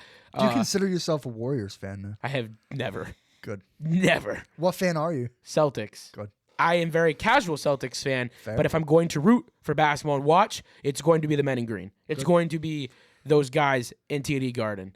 Yeah. I like the ability Curry brings to the table, but I will never Steph Curry is my favorite respect player him, all don't like time. him. That's how I word it. Favorite player all time, but I'm still a Celtics fan. Day 2. Get up bright and early to go get credentials at the Moscone Convention Center where the NFL Experience was hosted in the beautiful Bay Area. Got my credentials, met Insane Shane there, who Now, how close is this to Levi's? about 20, 30 minutes-ish. Wow, okay. Yeah, it's a decent gap of space. But I don't know if you guys know who Insane Shane is. He is actually somewhat local TikToker. He films the series Undodgeball and has the best gullet on social media. The what? Best gullet on social media. He catches marshmallows and any other food you Oh, can I imagine. know who that guy is. Yeah. He throws the footballs in the water. And Yes, tackle he people lives in with Rhode the Island. helmet That's on. in Rhode Island. Really? Insane Shane. I met him, and he asked me to do a TikTok doing Undodgeball, but unfortunately said that the TikTok would take too long to film, so my teacher told me no. But this is Insane Shane, and I very well could have been in one of his TikToks. He was I've never seen truly him in a my pleasure life. to Never meet. see- you had to He have was on super Instagram nice. Reels. The guy was awesome. Please check him out if you have not. The guy was insane. He's like, hilarious. Like in his name. It That is, fits, yeah. fits perfect. Best goal on the internet. After that, what an asshole. He moved the mic. What an asshole. He moved the mic. After that, we head down to Levi's Stadium to go get game day credentials, in which the NFL told us, leave your NFL Experience credentials behind. You will not need them. I was like, you know what? I smell something. I was like, you know what? I don't really trust that. I feel like I would need credentials to get into any NFL area because as I've learned on this trip, everything is extremely secure. As it So should be. I keep my credentials underneath my quarter zip. Everyone else leaves behind their credentials in the Sprinter vans that we were renting. We get to the gates. Mind you, this is a 2-mile walk probably from the van to the stadium because Atrium didn't give us parking passes and the NFL wouldn't let us park in the parking lot unless we had the parking pass. So 2-mile walk it was. We get there, mind you, it's only 65 in San Fran, but 65 in their sun was hot. Yeah. So I'm sweating my ass off. Yeah, I bet. So we walk the 2 miles. We get to the They gate. gave you that fancy hat for that reason. We walk to the gate and they tell us you need credentials or an email from Atrium saying that you are an employee. My professor visibly looked pissed off, but maintained the patience it took to work for the NFL and was like, well, great, thanks. I'm glad you informed me that you guys lied. And instead of taking a chance on this email, he said, we're going to walk the 2 miles back as a group. So those of you who kept it, you're walking with us. I'm like, God damn it, I don't want to walk anymore. I have blisters on my feet. My ass cheeks hurt. I've been standing all day long. So we walk 2 miles back to the van, get credentials.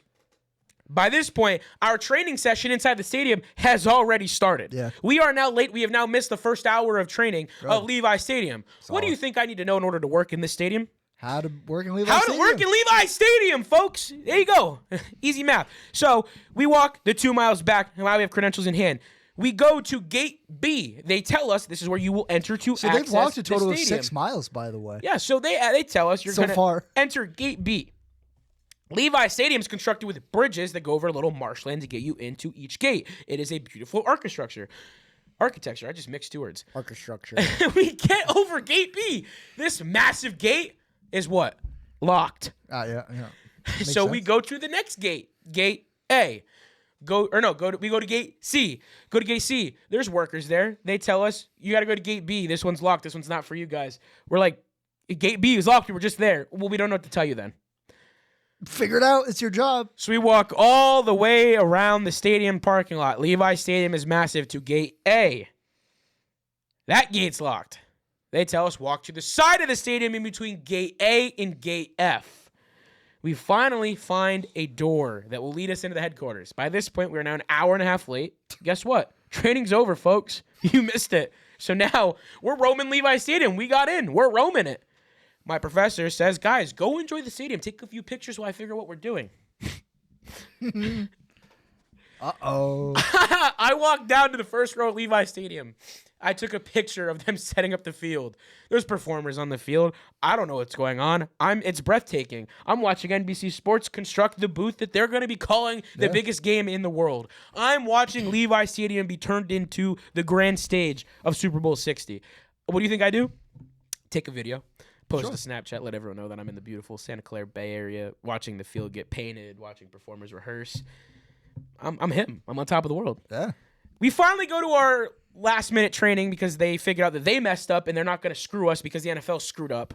And we go to this meeting, and I sit down in one of the team meeting rooms for this training. It was awesome. They have beautiful seats, like very comfortable auditorium. Sure. Yeah. Players get treated well.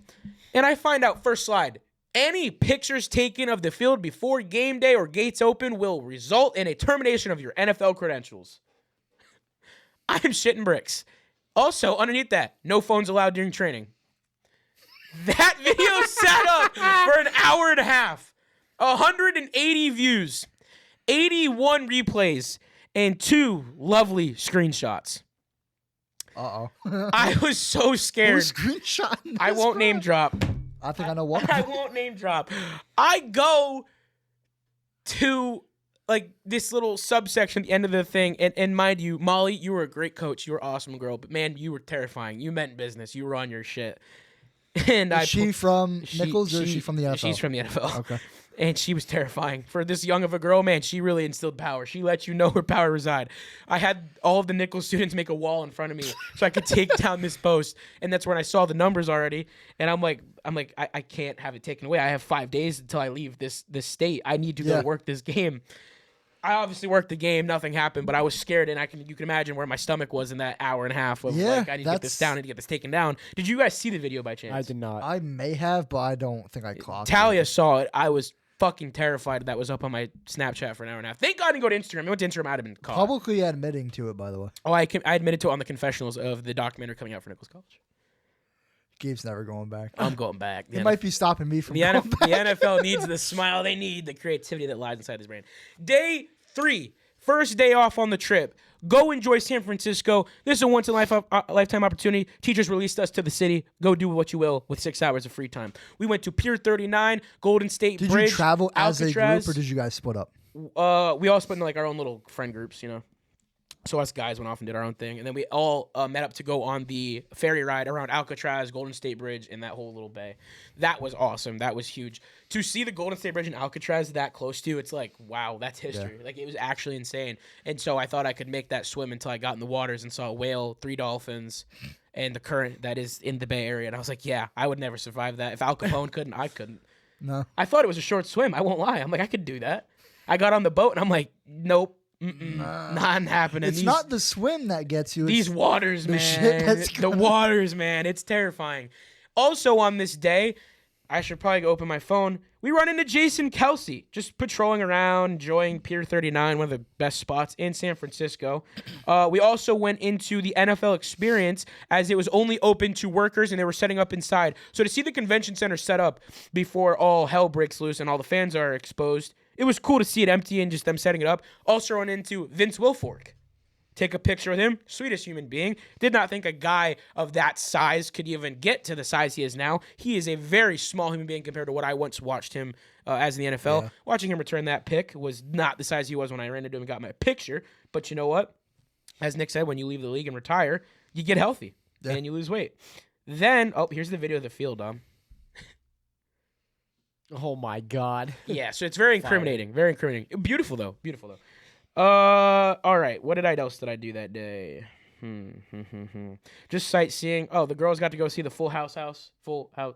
Yeah. Oh, that's cool. Yeah, I don't know if I said that right. The House of Full House. The Full House. Yeah, you know what I mean. You know what I mean. The hit show Full House. We took pictures in front of LX signs, all the marketing and all that. I dropped a bag at the NFL Pro Shop, so I bought some goods. Wearing the quarter zip now and the hat now. I keep calling it crew neck. And just enjoyed a good day. Day 4, first day of working. Worked the ground challenge of the NFL Experience. This was me being a quarterback for 3 hours, a defensive linebacker player for another 3 hours, a line manager for another 3 hours. Am I at 9 yet? Yeah, I think I'm at 9. That sounds like fun. That sounds awesome. I was a throwing the ball to the quarterback from 30 yards away for another 3 hours. Then I got like a little 30-minute break to go eat cold, dry 3 chicken tenders and a $9 12-ounce can of Diet Pepsi.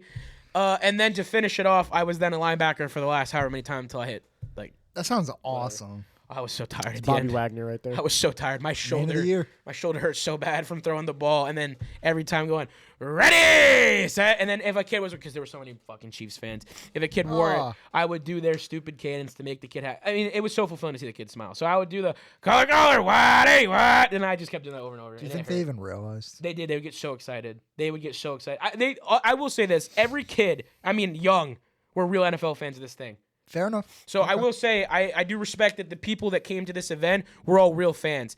In this section of the day, I also had the NBC director of Palm Springs, California. They're filming a segment for their newscast, and I told him, I'm like, I'd be remiss if I didn't take this opportunity to give you our business card and tell you a little bit about myself and the show and these dreams that I have. He ended up following the podcast on the spot. So Tim O'Brien now follows the show. I thank you so much as being a resource and being someone that I've already reached out to, and you've answered to giving us your time and day and really just supporting us 3 and chasing the dream that you live now, which, as I learned this week, is one of the most coolest jobs I've ever seen in my life. Absolutely, yeah. So I appreciate you on that. We also ran into Christian McCaffrey that day. Now I lead into the best story of day 4. Leaving my break from eating that atrocious meal, I'm like, wow, that's Tommy DeVito's manager.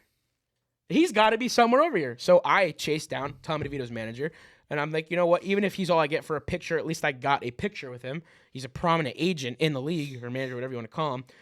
And this is an interesting story. He was not wanting this picture. Now, I've heard this is one of the nicest guys ever. Did not want this picture. I go to take the phone up to have it. He's like, no, not happening. As he puts his hand up, hits my phone out of my hand. So now I'm like, wow, this is a fun turn. Take the phone out. Can I please have a pic? No, we're not doing it. We're not doing it. Grabs the jacket they had made for Tom DeVito, which was a Patriots Super Bowl jacket. Then Tom DeVito's mom comes out of nowhere, and she's like, you're not getting a picture. Get out of his face. Not now. He doesn't have time. Then I see Tommy DeVito. So I'm now yelling, Tommy. And he's like, get over here, buddy. We'll get a picture. Tommy's mom, not about it. Tommy's agent, not about it. Tommy's mom, get out of his face. He doesn't want a picture. Tommy, get over here, buddy. We'll take a picture. I got my picture. If he himself, but I had to go through war to get my picture if he with Tommy himself DeVito. told you it was okay, why are they still bitching about it? I don't know, but I guess I should be more like, wow, I respect your mom that even at this stage of your life, she's still protecting you. I mean, she did not want me to get that picture. In fact, she's in one of the pictures. Italians, dude, we're intense, man. Well, there's his manager before he rudely, with his hand. Hey, yo. But, okay, now day 5. That's what he sounds like. We're going to work day 2 of the NFL experience. Now I'm working the air challenge on the other side of the ground challenge. I had the opportunity to work the ground challenge again. I said, no, I want to work a new station. I want to get a little bit more experience. Well-rounded. I was wrong choice. I didn't know it was greener on the other side. For 13 hours, I got hit in the face, in the ribs, in the ear, in the shoulder by the most unathletic dads that I've ever seen, both sober and intoxicated. This drill was literally just people grabbing the NFL Duke and throwing it as hard as they could at a target with me behind the target. Do you think they ever hit the target? Nope. Nope. They hit me. Mind you, there's 8 of these towering targets. When it gets hit, the target goes in and it screams touchdown. I have to reset the target. But people don't understand that while I'm resetting the target, you need to wait until the target's reset, not throw the goddamn ball while I'm still sitting there. Do I look orange? Like, damn. So I got pelted in the face, but you know what? Kids are laughing, have a good time. Parents spend $150 to get them in there. So when they hit me in the face, I'm like, good throw, buddy. No. Meanwhile, glasses are flying off, nose is bright red, bruise on my cheek, ears numb, shoulder hurts from throwing the ball back. I'm like, damn. You know what? This is what it costs to work for the NFL and at the NFL experience. Also, met Tommy Townsend, punter for the Houston Texans and formerly the Chiefs. He came through and did the ground and air challenge, so that was cool. That was cool. Christian McCaffrey again roaming through. So you can only imagine I couldn't get a picture of him because the entourage was huge. Got a picture of him, the entourage. But on the way to day 2, I don't know how I just skipped over that. We're at a crosswalk. And at this crosswalk, I'm vandalizing. I'm putting our Turf Talk sticker with the QR code on it. Hell yeah. I look up. Incriminated himself again. And I'm here Gabe's going to jail. I'm here to... Same cell as Stephon Diggs. I'm here to... I'll network there. Can you get a picture? Can I get a picture, Stephon? Look, I'm here to make money and make business and make it happen. The only way to do that is to do the risky things in life. Hey, and here I am. You got to do what you got to do. Hey, boys, we're on the West Coast now. That makes you happy. But I look up after placing the sticker down. Not on the West Coast. And all... the show is now moving out, spread to the West Coast. Yeah. Okay. But we all look up and all sound and go, Puka Nakua and his brother just riding scooters down San Francisco, just chilling. So we asked him for a selfie. He goes, yeah, but can we do a big group selfie? I still swiped my solo selfie because I want one with just me and him. And then as we all do a group selfie, he goes, don't get any ideas. I can still tackle you guys. And I look at him, I go, you are bigger than I thought you were. And he goes, I'm not a tiny human being. I'm like, because I thought you were not this big on TV. Yeah. I don't know what you guys think. I did not think he was big. He's playing next to Giants. Yeah. I mean, that's fair. Even Stafford's not small. Also, look at his chain. That shit was huge. Damn, I didn't realize. Yeah. Why is he wearing a 12 chain? He wears number 12. Yeah, no. I was going to say, what? He wears number 12. 12s. 12 But yeah, man? look, Tom Brady. Look, just him casually on a scooter, no security, just him and his brother. Nothing of it. Puka, I've got some beef with you. I won't out you on the show. Allie, you're a lucky human being. Puka, what the fuck? That's all you get. Leaving Puka. If you know, you know. If you know, you know. It's one of those sacred moments. There's a lot of sacred moments on this trip because I wasn't allowed to be on my phone. Leaving Puka, I'm at the next crosswalk to get to the credential check-in for the NFL experience day 2. And there's Marlon, God, don't come at me, from FaZe, formerly a faction that overtook social media. Do you know FaZe? Gaming group. Heard of it, but You I know don't. Marlon? One of the biggest streamers in the world? No. If not, I've fine. heard If of not, him. fine. Whatever. I didn't know who he was when you sent us the picture. I was like, am I a casual? Is this a player Yeah, that I don't know? I didn't He's one of the recognize biggest him streamers either. ever. If not, it's fine. Everyone has their own taste. He's one I'm of my not a favorite big streamers. gaming kind of guy. He's not a gamer. He's an IRL streamer, but I love him. So I'm in the back of the stream. That's now a huge clip of him getting bombarded by some protest, and I'm in the back. You can I see saw me. the You can see Instagram me. reel, You can yeah. see. Yeah, he posted that. That's not even a clipper. Yeah. He posted that. You can see me begging for his time of day. Bro said no, but then turned around and gave me that. So me being the joking guy I am, I get to the credential check-in line where I get pat down in the metal detector, and Marlon is next to me doing the same thing. So I look over, I go, Marlon, you can't run from me. We got to get our picture one way or another. You might as well do it now. And then I took my shot, and I told him, is Lacey here? I'd love to share him my weight loss journey, as me and him both did it in the same year, the exact same way. That must have been enough of a genuine connection where he pulled me aside, said he will let Lacey know. Now, maybe he doesn't do this, but it was still cool that he even said it. Said, I'll let Lacey know of our interaction. Let's get a picture together. And then I got my actual picture with him, which for me was a huge moment. I know you guys don't watch Marlon, but for me it was like, holy shit, like this is crazy. I didn't think it'd get bigger than this. So I already told you about me working at the experience of day 2. Now it's day 3 of working. We have the Super Bowl, the biggest game in all of American sports. I mean, I always knew the Super Bowl was big, but I never really realized the magnitude of it until being there in person. I thought I got screwed. So they moved me to, I thought I was going to be, they gave me a purple dot, and in that section is 130s. 130s in Levi Stadium is the first 10 rows of Levi Stadium, or maybe a little more than 10 rows, but the first section of the field end zone. I'm in the Seahawks end zone. And then they moved me to Gate C stairwell and escalators. And I'm like, well, now I'm behind a big NBC booth. I'm screwed. I'm not going to see the game. I'm not going to meet anyone. I'm just an average Joe Schmo with an NFL credential on, telling people where to go. I find out very quickly that I'm dealing with players' family members coming in from their tailgate VIP tents. I find this out by the first interaction of the day, Derek Hall's dad and mom, who ended up having himself a fucking game and a half, getting a sack and a strip sack. I mean, holy shit. So what a game he had. So then my supervisor comes over and she goes, you having fun? Do you know what section you have? And I'm like, why? What section is it? And she tells me, and I'm like, no way. I'm going to skip to the next one that got me. Drew Lock's dad. Now, if you watch the show consistently, you know what 2 weeks ago was. I got very emotional over the fact that Drew Lock could and did end up winning himself a ring. Yeah. As you all know, I've been the biggest Drew Lock snob since Mizzou.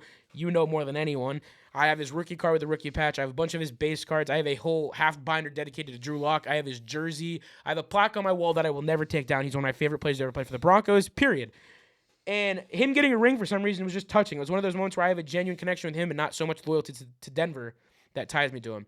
So when Drew's dad came up, it was a short little interaction of like, how do I get to the Bud Light Club, or some one of the suites or clubs that give you access to the field and all that. And then something about, I'm assuming he met Natalie, Drew's wife. He got separated from them. And I told him, I was like, can I ask you what team you're a relative of? And he's like, the Seahawks. And then he shows me his little tag that gives him credential to VIP tailgating and all that. And I'm like, are you Drew's dad? And he was like, yeah, why? And then I told him about the pod and how I got emotional over it. And I told him about like just the connection to Drew and how I cried on draft day when he was drafted. I mean, you saw that. I genuinely cried full-on tears when Drew was drafted. And when he told me it was going to be a full circle moment for both of us if he wins, and then I texted you and my mom, and you said one of you said the exact same line, it's a full circle moment for you. Yeah. And he said the same line. I was like, this is not real life. Like, there's no way. I know it's just Drew's dad, but for me, that in itself was like, what? This is what like the top of life feels like. This is one of these experiences that I will never ever get to replicate that feeling for someone else. Like that truly was like for me like a holy shit moment. Yeah. Then I have to shut down the foot traffic because dumpsters are moving by as Levi Stadium is selling through every bit of food and Super Bowl merchandise. Our pro shop sold out completely. Nothing left. And boy, were the fans pissed off about it. Mind you, this is before halftime of the game. Yeah. I was like, what the hell? How did we run out? Logan Paul. I look up and Logan Paul is standing behind me. Into which I go, Logan? And he's like, what's up? And I was like, can I please get a picture? Or no, at first we had our conversation. Then I said, can we get a picture after we had our short little interaction? And then he turned back around and we had the picture. That's the picture everyone has seen on social media that I was literally shaking when I took that picture with him. It was like, because I told him, like, I still have Maverick merch. I watch your show. And then I showed him the show that I was halfway through an episode of his. And then I asked him if I could have a picture with Nina, his wife. Let's just say that woman has a safe life. You ain't getting a picture with her. He moved her behind him and said, no. If you don't know Nina, go look her up. Logan Paul's wife, yeah, Nina Agdal. Was not happening. No pictures with Nina Agdal. You want a picture? You better be a relative. Because Logan is a damn good husband, it seems, because he was not allowing that to happen. And I mean, I wasn't even mad. I respect it, honestly. I got more respect when he said no. And the fact he even gave me time of day for a selfie. He probably wish he didn't have to ask that. Then after Logan walks away, Isaac Rochelle. Now, many of you are not going to know him. No offense to Isaac. He was not a prominent defensive lineman that everyone's just talking about. Yeah. He played for the Raiders, the Chargers. I'm blanking on some other teams. I know he was in the West for a minute. He played for the Rams. He played for so many teams. But now he's primarily known for his Colts. Yeah. He's primarily known for doing the NFL Network's Game Day morning show and stuff like that for Good Morning Football. So I got that selfie with Isaac Rochelle, which for me was a huge moment in itself. Then, I don't even know how this is life. MGK just walks by. No security. Just walks by. That's wild. AirPods in. Gives me a fist bump. I skipped a huge person. Chris Sims. Thank you so much for patting me on the back and giving me your time of day and acknowledgement. And not only that, but telling me a piece of advice that I will forever remember, that I even told you upstairs today. That this career may not always be loving, but if you love it, you will get everything you want out of it. And that is exactly the truth. We by no means make money off this pull drastic numbers. We have lost so much money off of this podcast. Or make drastic money off this. Yeah. But here we are for a year, every Tuesday in this set, us three in front of these microphones doing what we love and we're set out to do. We built this set. We started off in the basement on the pool table. And so to hear that, it just kind of, it made me feel fulfilled in the sense that I now know what I want to do. I now know that it's been worth it. I now know that picture of me at 8 years old in that radio station with that microphone has been the dream since day one, and that it's a real dream and not just something that I hold on to because I have to do something in this life. I now know that it is something I really want to do. So Chris Sims giving me his time of day and doing that, awesome. Then he did the little bang bang for Niner game. Then Fred Warner. What? That was not on my bingo card. This massive human being walks by with the most aura in the world. Dreads up in like this little bun, brown khaki colored suit. Just like papers in hand. I was like, what's up, Fred? He did this little like hand signal to me. I was like, what's up? And then walks in the NBC booth. And I'm like, huh? Then I go look for the handicap accessible bathrooms because I'm like, I probably need to know this because I'm going to be dealing with this. Yeah, sure. Go over there. ESPN Get Up. Jason Kelsey, Adam Schefter, Rex Ryan, Randy It's crazy Moss. that you can just walk into this and no security, no nothing. Oh, no, there was 3 security guards, but still, not a lot. 3 security guards sitting in front. And all they said was you can't stand in front of it for more than a couple minutes. Keep moving along. So I'm shocked they let you anywhere near it. I got acknowledgement from Adam Schefter, and he's like, what's up? And I was like, I want to be you. He goes, me? I'm like, you. I want to be you one day. I want to be the reporter that you have built. Yeah. Then Jason Kelsey is truly, like him or not, the sweetest human being. I mean, depends on who you ask. I am telling you, he's the sweetest human being. That's the kid whose phone is now... Okay, stop. But he asked for it. After running into him 3 times on this trip, he is the coolest human being ever. He does not have to be as sweet as he is. Now, I wasn't one of the lucky guys on this trip that got a picture with him because, phones aren't allowed when you work for the NFL. As I learned getting radioed to get off my phone when Logan Paul was around. Sorry. You got radioed? Yeah. They were watching you the whole time? There's like 18 fucking cameras in front of me at all times, yeah. Who else ran into me? Oh, Travis Scott, Tyga, Ronnie. Should I just go down the list? I'm going to stop trying to forget. I was going to list. So people I met at SBLX. Puka Nacua, Pedro, Insane Shane, Deion Dawkins, Tommy Townsend, Logan Paul, Marlon, Travis Scott, MGK, Tyga. Oh, my God. On my break to go get dinner, I walked with Joe Montana and his wife. Yeah. He wanted no part in talking to me, but boy, did he listen to what I had to say about my stepdad being a huge fanboy of him and his name still being relevant. And I'm like, you're one of the greatest quarterbacks. Your name will always be relevant. Then I had to ask him what his game pick was, and he's like, that's enough talking. And then his wife was like, be nice. And then he's like, Seattle Seahawks. And I'm like, you don't want the Patriots to catch up and get 7, do you? And he just smiled. And I was like, you know what? As I walked away, I was like, I need to get this picture because no one's going to believe this just happened. Yeah. So I took my selfie and then immediately called my mom and Eli to let them know I just met one of the greatest quarterbacks to ever walk on this earth. In my opinion. To ever walk on this earth. So, Joe Montana. Shabuzi. Did not want pictures. Just wanted wayfinding. Whatever. Gave me a fist bump. Said hi. That's all I needed in life. Some memories are meant to be sacred, I guess. Larry Fitzgerald and Drew Brees. Yeah, that's the big one. That's the big one. The first time they walked by, I was like, I didn't get words out, so I was a little regretful. The second time they walked by, I asked for a picture, and boy, did I get my picture with Drew Brees. He may not be smiling. So confused. Yeah, I know. He may not be smiling anyway. I say, Drew, can I get a picture? And as he looks up, I snagged it. Then you weren't waiting for him to say no. Nope. Then Larry turns around and smiled and realized what I was doing, and then he smiled in one of them. That's why there's 3 frames in that one shot that I took. After that, We have, two WNBA girls who were not fond of the fact that I didn't know who they were. They were wearing WNBA jackets. Do you know who they are now? Nope. They never gave me a name. They just got mad. Wow. I know She was just like, you don't know us? maybe 4 WNBA players. I told her I know Caitlin Clark and Angel Reese and Paige Beckers. I'm sorry. Cameron Brink plays in Los Angeles. And then she was not happy. But Jeremiah Brown from Love Island, Jason Kelsey, Adam Schefter, Andrew Whitworth, Chris Sims, Fred Warner. No, that I know for a fact that wasn't her. Randy Moss, Rex Ryan, Fitzmagic, Ryan Fitzpatrick cool. was a G. Was a freaking G. Bro is leaving the game while they're on the field celebrating with confetti. No security, just leaving media. And goes down the escalator and goes, have a good night, buddy. I'm like, what? That's crazy. It was like one of the craziest moments I was like, bro, what? Like, I just met the beard. My beard. I don't like basketball as much as I like football, so that's my beard. Nick Nayasirna, no one's going to know. I did probably butcher that. No one's going to know him. He dated Sky Bree. Do you even know who Sky Bree is? All right, I'll move on to the next one. No offense to either one of them. Zacharific, the hottest man alive, Sydney Sweeney's boyfriend. If you know, you know. Puka? Nope. Okay. So no. He took his shot. It obviously didn't work because he slid into some other DMs. Derek Hall's family, Drew Lock's dad, the entire Chisholm family, his fucking fiance gave my boy Ant, who I was working with, a hug because he's a Patriots fan, the one I did all the clips with. He was sat on the stairs moping. And she gave him like a side hug and was like, we'll be here next year, don't worry. And then I walked over and was like, it'll be the Denver Broncos. Come on now. You know who it's going to be. But she was decked out in 86 gear. It was awesome. It was actually so cool. I mean, you have to. If that...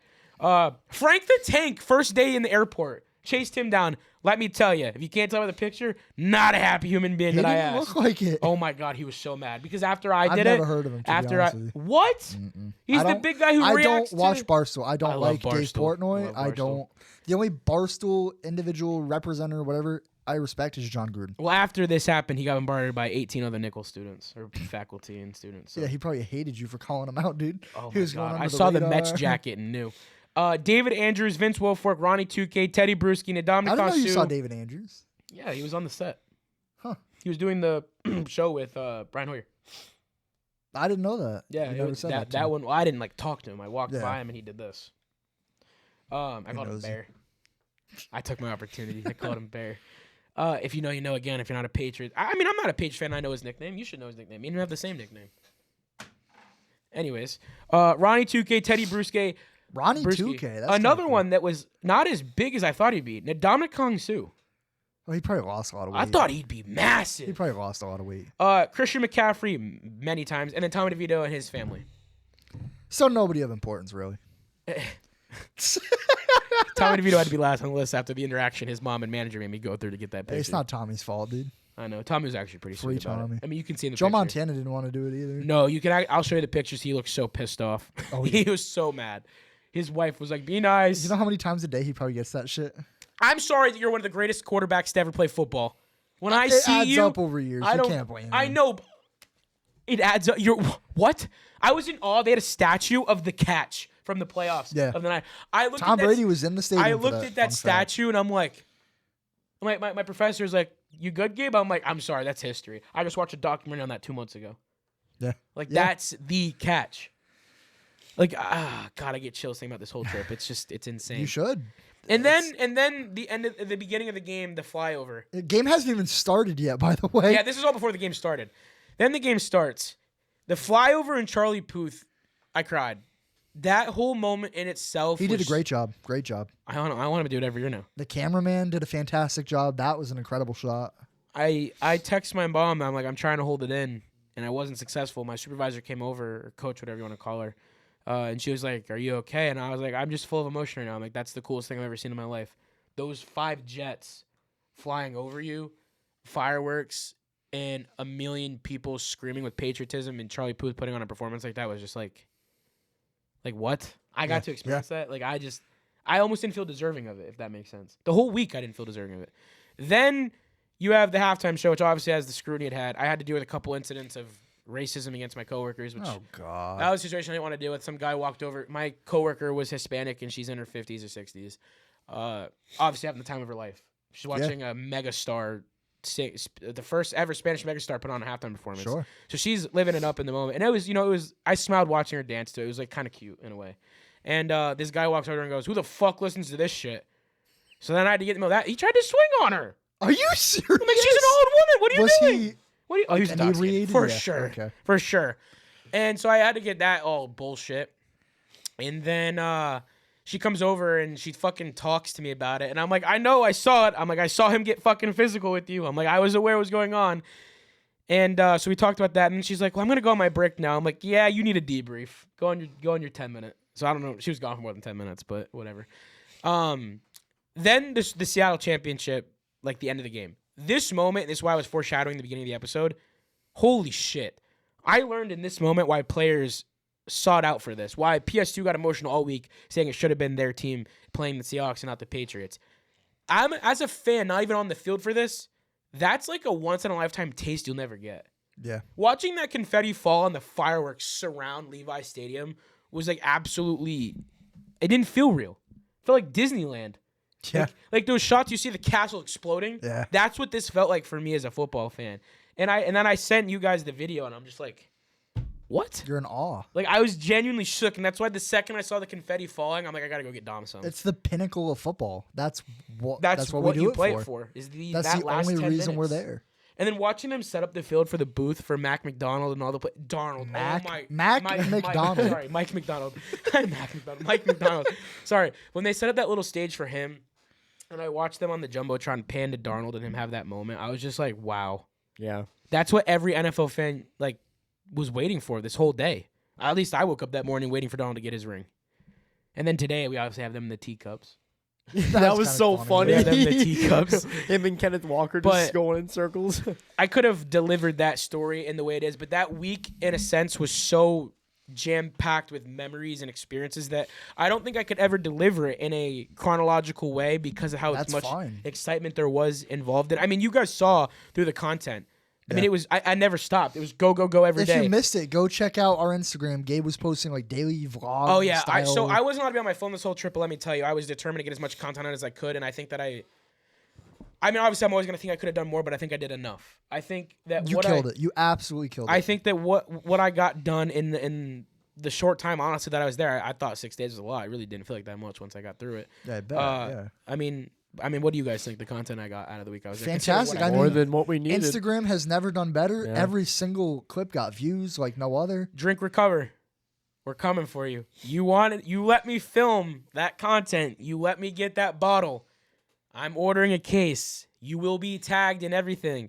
Those two lovely girls that told me to chase it, oh, I am chasing it. These two will be on board. You are going to see Drink Recover everywhere. I don't know why you're laughing. You don't need to be laughing. Chase right now. it. But every single person or any entity I met, extremely grateful for. Matt Berry, that interaction with you from the guy from Sports Center, that in itself was awesome. You questioned if I knew who you were, and when I did know who you are, you shook my hand and said I would give it a look at your show. Even if you don't, you gave me your time of day. You gave me 2 minutes to shake my hand and talk to me and acknowledge my story and my desires in life. So that I thank you for. And just everything on this trip. And like I said, there's obviously my personal memory sacred that you guys were aware of from my friend group that I've now created that will stay with me. But in terms of the NFL experience and Super Bowl, that is all for you guys to go enjoy as I did on our Instagram. And obviously, it doesn't do justice to what I actually experienced in life or in that week in real life. But I think it does a decent job of how great of an event and how much of a week it is. Also, big things to come for the people at this desk in terms of we have the Fanatics Fest coming up in New York City in July. Yep. July. I'm going to keep some things under the radar, but just know we're working on some things behind the scenes. There's big plans for the Turf Talk podcast. But that is my best recollection of the show of the trip that I can give for right now. So let's move on to Tuesday discussion debates. I'm sorry if that was a little run on, but That is legit the whole point of the episode, the Super Bowl. yeah, I mean, Your spiel and his spiel, those are the most important parts of episode 67. yeah. So however Half of long, it's yet to come. however long you guys want to take it. Well, we'll see how long it goes for, but I can tell you thank you for giving me the time to talk about it. That was, like I said, you'll see it on the Instagram. That was one of the best weeks I've never felt more jealous in my life, and I mean that in a great way. I know, yeah, but hell, my team was the one there. Yeah, I know, but I honestly, there were moments of like, not just you two, when people that I went to high school with and acquaintances that would swipe up on my stuff and like you're so lucky for this. And like I said, there are moments. I disagree with that. I don't think he's lucky for that. He worked his ass off for that opportunity in the classroom, outside of the classroom, doing this podcast. Yeah, no, whatever. He there's worked no his ass luck off. involved, There's no but luck. that's not going to stop me from being jealous when I look Oh, at the 100%. photos 100%. of my team on the field and Rashid Shaheed waiting for the punt. Oh, that was a hell Oh, of a the picture I sent you and it zoomed out. Yeah, I the know. one you posted too. Yeah. I don't know. There were just moments of like, do I deserve to be in this moment right now? When 100% you deserve like, because it. people would swipe up and say like, you deserve it, and then I go back and I'm like, I'm just a normal human being. I'm just a guy chasing a dream. Everybody's a normal human being. No, I know, but it just there was moments of like. Well, not everybody. Like I said, you'll see it on my personal post on the show. My 3 words for this or a few words that I can wrap this up in is grateful, blessed, and just speechless. That's the only thing I come to when I explain this trip. Like, if you ever get an opportunity, Once like in a this, lifetime. take it. Yep. Like I want you on this experience so bad. I need to You and me know. both. I need to know that you got I will there do whatever yourself. it takes. I'm gonna work my ass off to help get you there, and I hope it does because that you need to experience it. It is. I mean, you can tell how much more motivated I am. I think it I shows. can't even wrap my head around what you just said. Like all of that, I can't even imagine that occurring at all. Like in a 6-day it's span. mind blowing. Yeah, And like I didn't even talk about the personal memories that were made with friends at the B&B. Yeah. That in itself is a whole separate vacation. it's unbelievable experience. I don't know. That whole thing it's crazy. I don't know. I mean, like I said, I could go on and on about for hours about it. It was the coolest thing I've ever done. But yeah. Well, congratulations, Gabe. Thank you. Hope you enjoyed it. Thank you. I did. Honorary clap by the 2 people here. 3 people here. 3 people now. 4 people here. I'll clap too. Our Yeah. producer. See, I got you, Definitely Gabe. I got you. Thank you. Okay, Nick. Thank Time I've been waiting for. Get some heart out. Get your heart out. Get my heart out. Get your heart out. Yep. We're on to Tuesday discussions and debates. I, once again, have brought 5 hot topics across the National Football League for us to discuss and debate. Number 1, following the Super Bowl, we've seen New England fans implode on themselves, calling Will Campbell and Drake May, I almost said Drake Bust, and Drake May busts and ass. And some have even called for the firing of head coach Mike Vrabel at halftime of the Super Bowl, which is a real thing. I was tuned in to 98.5 The Sports Hub, our local sports radio station around here in New England, and a caller actually did genuinely advocate for the firing of Mike Vrabel Which at is halftime of the Super absolutely Bowl. crazy. So our question of the week is, are NFL fans as a whole too quick to turn on players and coaches after a bad game or season? Absolutely. First off, Patriots fans all come out of the woodwork the second their team plays somewhat good. I was hoping that would get you guys. I did that on purpose. To start there, that's where to start. Second, no, you cannot give up. Will Campbell's a rookie. Drake May's in his 2nd year. They just went to the Super Bowl. Like, how can you even be That's like, the least of my worries. remotely angry? The biggest concern here is the advocation for the firing of Mike Vrabel. I What? filmed a little video for you guys. I was so in shock Can you that play it on the somebody show? had said that. If anybody saved it in chat, it was on Snap. Oh, I probably didn't even get to watch it No. fully. Then, like, actually give it my full I invited didn't attention. save it. Nick, I was go. All right. You were at home No, yesterday. All right, lock in. I was home. Patriots. I got home at midnight whatever. last night. Whatever. Yeah, exactly. Shut up. Hey, why would we even open the video if you know you can't watch it? Patriots, guys. Patriots. Exactly. It's a good question. Patriots. Nobody gives a fuck. Patriots. Whoa. Who gives a fuck? Nick does. Patriots. Fuck the Fuck the Patriots. Patriots. Yeah, but still. I believe as a whole, NFL fans are way too quick to turn on their players. And I think Gabe and I have seen this time and time again. We gave up on Drew Lock pretty much instantly when he started to struggle. Yeah. We gave up on Teddy Bridgewater. We gave up on Russell Wilson. We gave up. And granted, Paxton Lynch was pretty fucking bad. But we gave up on all of I'll give up on Paxton. We gave up on all of our players, all of our coaches like that. And some of them deserved it. But I would argue some of them didn't. I would argue Drew Lock deserved a Rich Scangarello to stay or Yeah. a new voice to come in and be that center of the offense. I think we screwed Drew Lock over big time, and I think it affected the rest of his career in a negative light.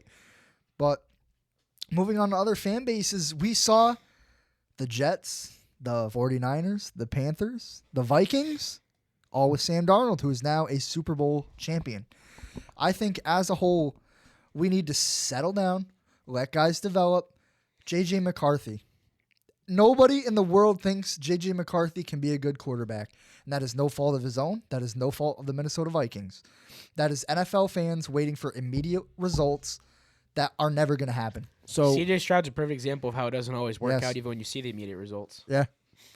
a question for you guys. There's a stat that's out that no quarterback that's ever made the Super Bowl in their second year's ever returned. I mean, Joe Burrow, So Brock say I saw Purdy, that. never. Do we think Drake May makes it? Tom Brady did. Tom Brady did. So did Mahomes.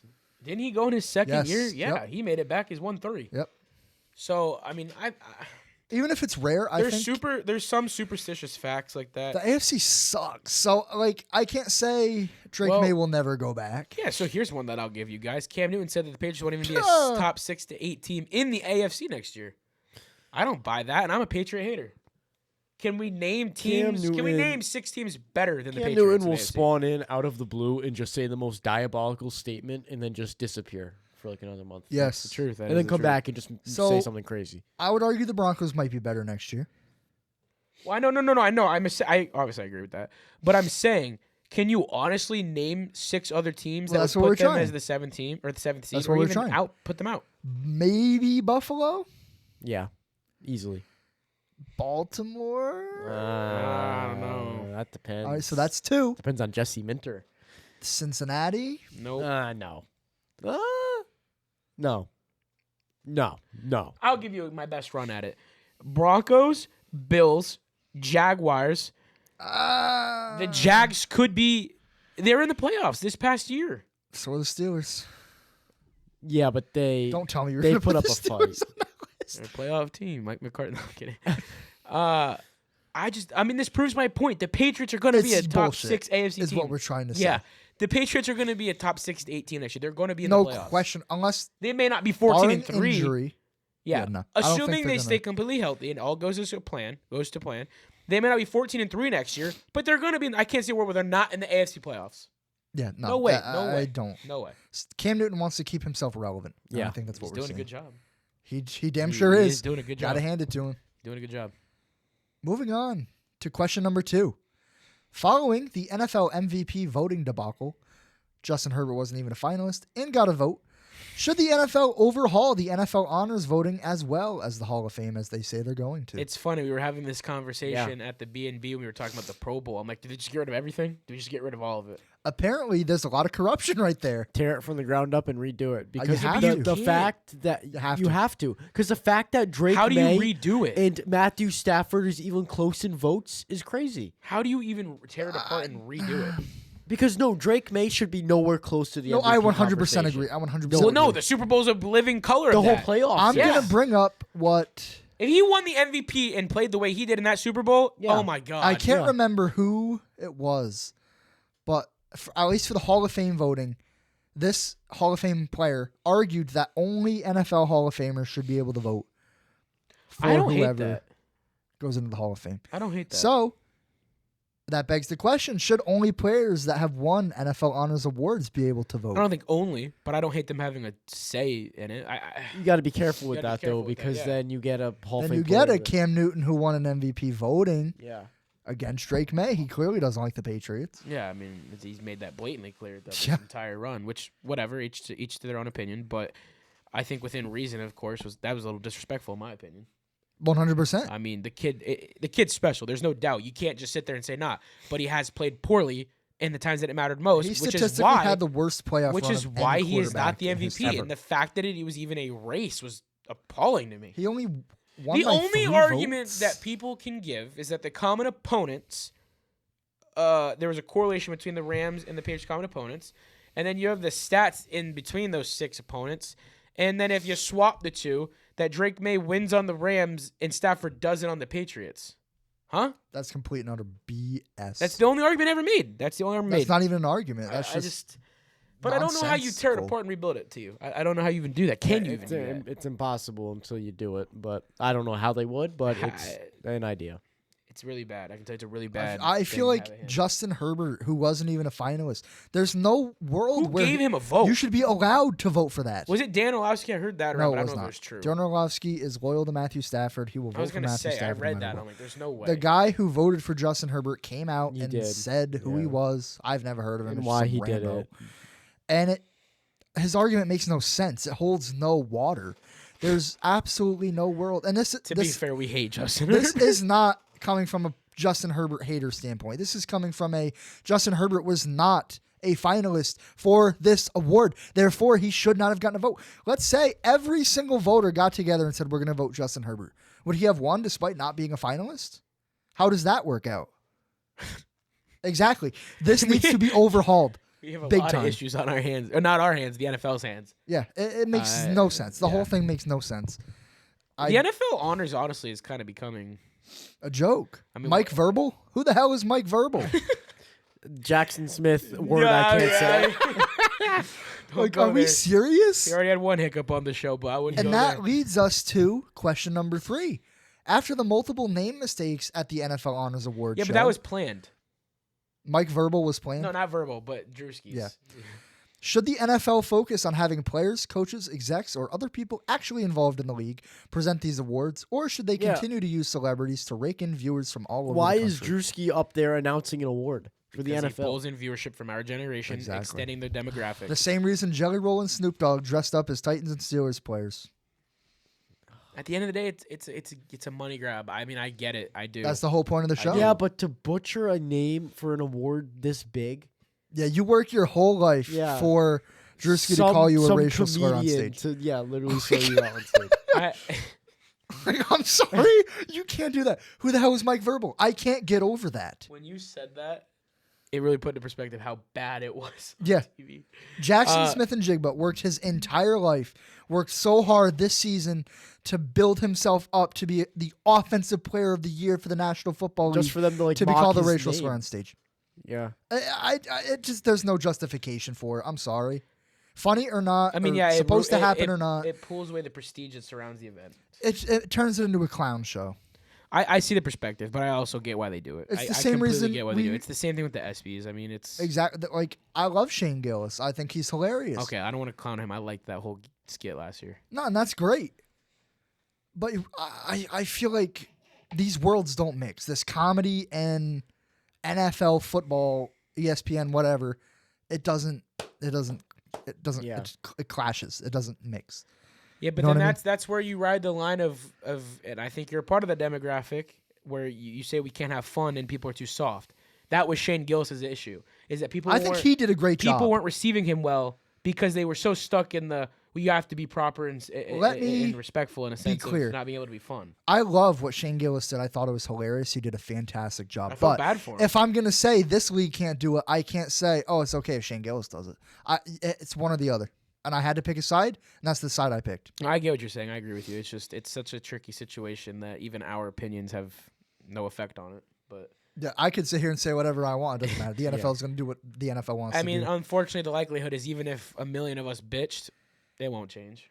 Because you're still going to watch it. You're still gonna watch it. Just like you told me the other day, even if the prices of fast food around the Super Bowl area were up, I was still gonna pay it because I had to eat. You paid for your $20 taco from Taco Bell. Like, Oh my god, yeah, that cantina box should not have been that much. But you know what? Here we are, eating my one meal. and a you know day. what? He bought it.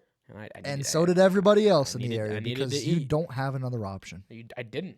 Exactly. You go to Target and you pay jacked up prices on freaking groceries, so it didn't matter where I You was have at. to pay it. Yeah. It is what it is. Yep. Moving on to question number 4. Dom, I want to hear your thoughts. Can Seattle begin to form the next NFL dynasty? Or are we beginning to see a league with more parity? For example, the Rams won Super Bowl 56 and haven't been back since. But the Rams have been prominent since. Yes, but they're not a dynasty. Yeah, not a dynasty, no. I can't answer this question. I can't. One, because for the sake of jinxing myself, and two, it's an unanswerable question. What am I supposed to say? Superstition, That's the holding point. Back the entertainment purposes of the show. I will tell you that. No, I gotta Is- save it. I gotta save it. Is it possible? You two are fun. Absolutely. I gotta save it. Dude. But For what? are we still doing the way too early predictions or no? We're already at midnight right now. All right, I'll just We say haven't it even now. gotten to the game I yet. say that it would be very interesting considering the logo conspiracy. That I think it would be pretty damn entertaining to see Seattle go back to back, not win it, but make back to back appearances playing the Denver Broncos. It's the Broncos-Cowboys Super Bowl. oh god, What? The light blue, that's the same color as the pants. I guess the Panthers are going because to. more teal. That's what Talia said. It's more teal than it is green. But There's no denying what that roster is. That Oh, roster absolutely. is a powerhouse. Well, we're talking about the NFL logo conspiracy. Talking about the Granted, Seattle yeah. Seahawks roster, I believe they have all the no, pieces I don't. I of was a gonna say, yeah. dynasty. Well, so do the Bucks, but going back to back is the hardest thing in sports. So the reality of it, very unlikely. Would it be entertaining? I'd love to see a new franchise get a hold of a dynasty. No. I want parity. No. I want parity. Dynasty's what it's all about. I want new teams every single year. No. Unless it's my team. Because there's no fun in it. I want a Denver Broncos There's dynasty. no question. A team You wins had it, more and then fun you know that watching- team's going to be taken out. You had more fun watching the Kansas City Chiefs. No, absolutely not. I hated it, but That that is was the the most joy of recent it because dynasty. now that I see You two had different a lot teams of fun in there- watching the New England Patriots win every year. No, So what but are you when a different advocating team for? made it in, because it brings something different. It's a team. It doesn't though. You just Yes, said because, you didn't like it because you the know same the thing second was a team happening. makes a Super Bowl, they're not going to be completely taken out and have to rebuild for 5 years. Who said you're gonna have to rebuild? You just said no team's going to go back to back if we want parity. That is not They're the gonna same make as it impossible rebuilding. for You that to just happen. said the Rams have been The relevant only every way single year. the only way to stop a dynasty is to make the team rebuild and make it impossible for them to keep up with other teams. Have So the Rams the only way is rebuilt? to crutch them I don't after think they so. win a Super Bowl. The Rams haven't rebuilt. They have a lot of the same players. Whatever. He Wow. disproved himself and then said whatever. And I just told you they're still competing. If Seattle didn't beat the Rams, they would have won that Super Bowl He's easily. Actively arguing himself. The real Super Bowl this are year you seeing this? was the Rams and the Seahawks. That was the real Super Bowl. So, but You but, just but, said wait, but a lot of words and said nothing. Whatever. So you want a new set of teams every year? No. I thought that's what you just said you wanted. No. Exactly. He changed his. Not his- not necessarily. I'm not going to complain if there is, but I don't want to eliminate the possibility of a dynasty because So dynasties you want the is what recurring prestigious teams to be back in the Super Bowl?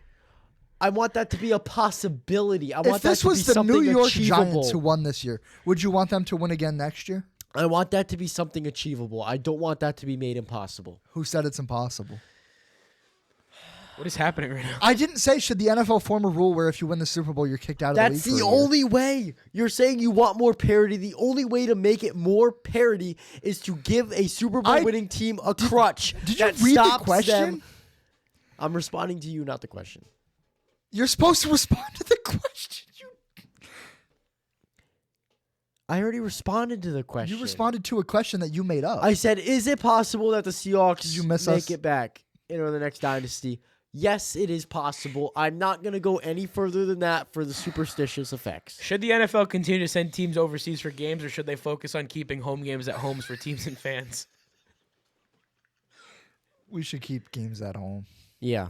If I'm gonna use this for example, the Denver Broncos and the New York Jets last year He uses this went example to a lot. London, and you know what? I don't get to watch my team in this area very often at all. Neither does Dom. They play across the country, and they only come up here to Have you ever seen your MetLife, team near us? Highmark, No. or Gillette a few times every couple years. This year they came to MetLife Stadium Tried. or not. They sent them over to London, so I didn't get to watch my team in person this year. The closest they were Washington, which is actually Maryland, or Philly, which are both 10-hour drives. Yeah. I can't afford that, first of all. If you follow a team and you are a season ticket holder, He paused in real life. if you are a season ticket holder for a team, you imagine your team plays in an overseas match like the Rams. They have a now game in Australia. That takes away a home game. Whether Yeah. it's for the 49ers or for the Rams, it takes away a home Yeah, game in the you season. That's just one less lost a home game you can for no watch. reason. Yep. That's one less game you now pay to see that you can't go and see unless you want to fly all the way across the world. I just Or if realized- you're the team itself, you have lost a home game. That's what Yeah. he was saying. That's what he was saying. Well, no, I I was thought he saying was for talking the about the fans. fans. I was Yeah. talking about the Fans. fans. Oh, I But thought that you were as going well. to that point too. I thought you were And that on point top too. of that, you lose home Yeah, field. you do lose one entire. You have yeah. the The traveling you gotta go Jaguars, through. dude. Poor. I feel bad. The for them. Jaguars get screwed year after year with this. I just realized I saw your fucking team before I ever saw my own. Yeah. That's sad. That's so sad. I saw the Seattle Seahawks before I saw. What was the Denver first NFL game you ever went to? Patriots Panthers preseason? Cam Newton was still on the Panthers. 19? A while ago. Wow. Yeah. Yeah. Wow. Damn. Time flies, man. Time flies. Mine was Patriots Texans 2018. The best game I ever went to outside of the Super Bowl was Monday Night Football Chiefs-Patriots, or Sunday Night Football Chiefs-Patriots with N'Keal Harry and that questionable call for a touchdown against Patrick Mahomes and the Chiefs when they were first entering their prime. Holy shit, was that Fuck a game? the Chiefs. Well, they didn't win that game, so. Wait, did they? They might have actually, because I think N'Keal Harry touchdown. Patriots won. No, I don't know, because the N'Keal Harry touchdown made them not, and the stadium was pissed. I didn't care either way. I was wearing a Drew Lock jersey that night. Bro. I saw the Broncos and Jets. Yeah, the Patriots won. They did win. 43 to 40. But still, yeah, I remember they were pissed about the N'Keal Harry call. Broncos and Jets 10-9 final score. Best NFL game I've ever seen. Hands down. Every game you've been to It's a shit show. has either been a loss or an embarrassing win. You know what? I've only been to 2. We're 1-1 in those games. That's a 500 record, baby. I don't know if that's anything to brag about. But Dom, Super Bowl 60, take it away.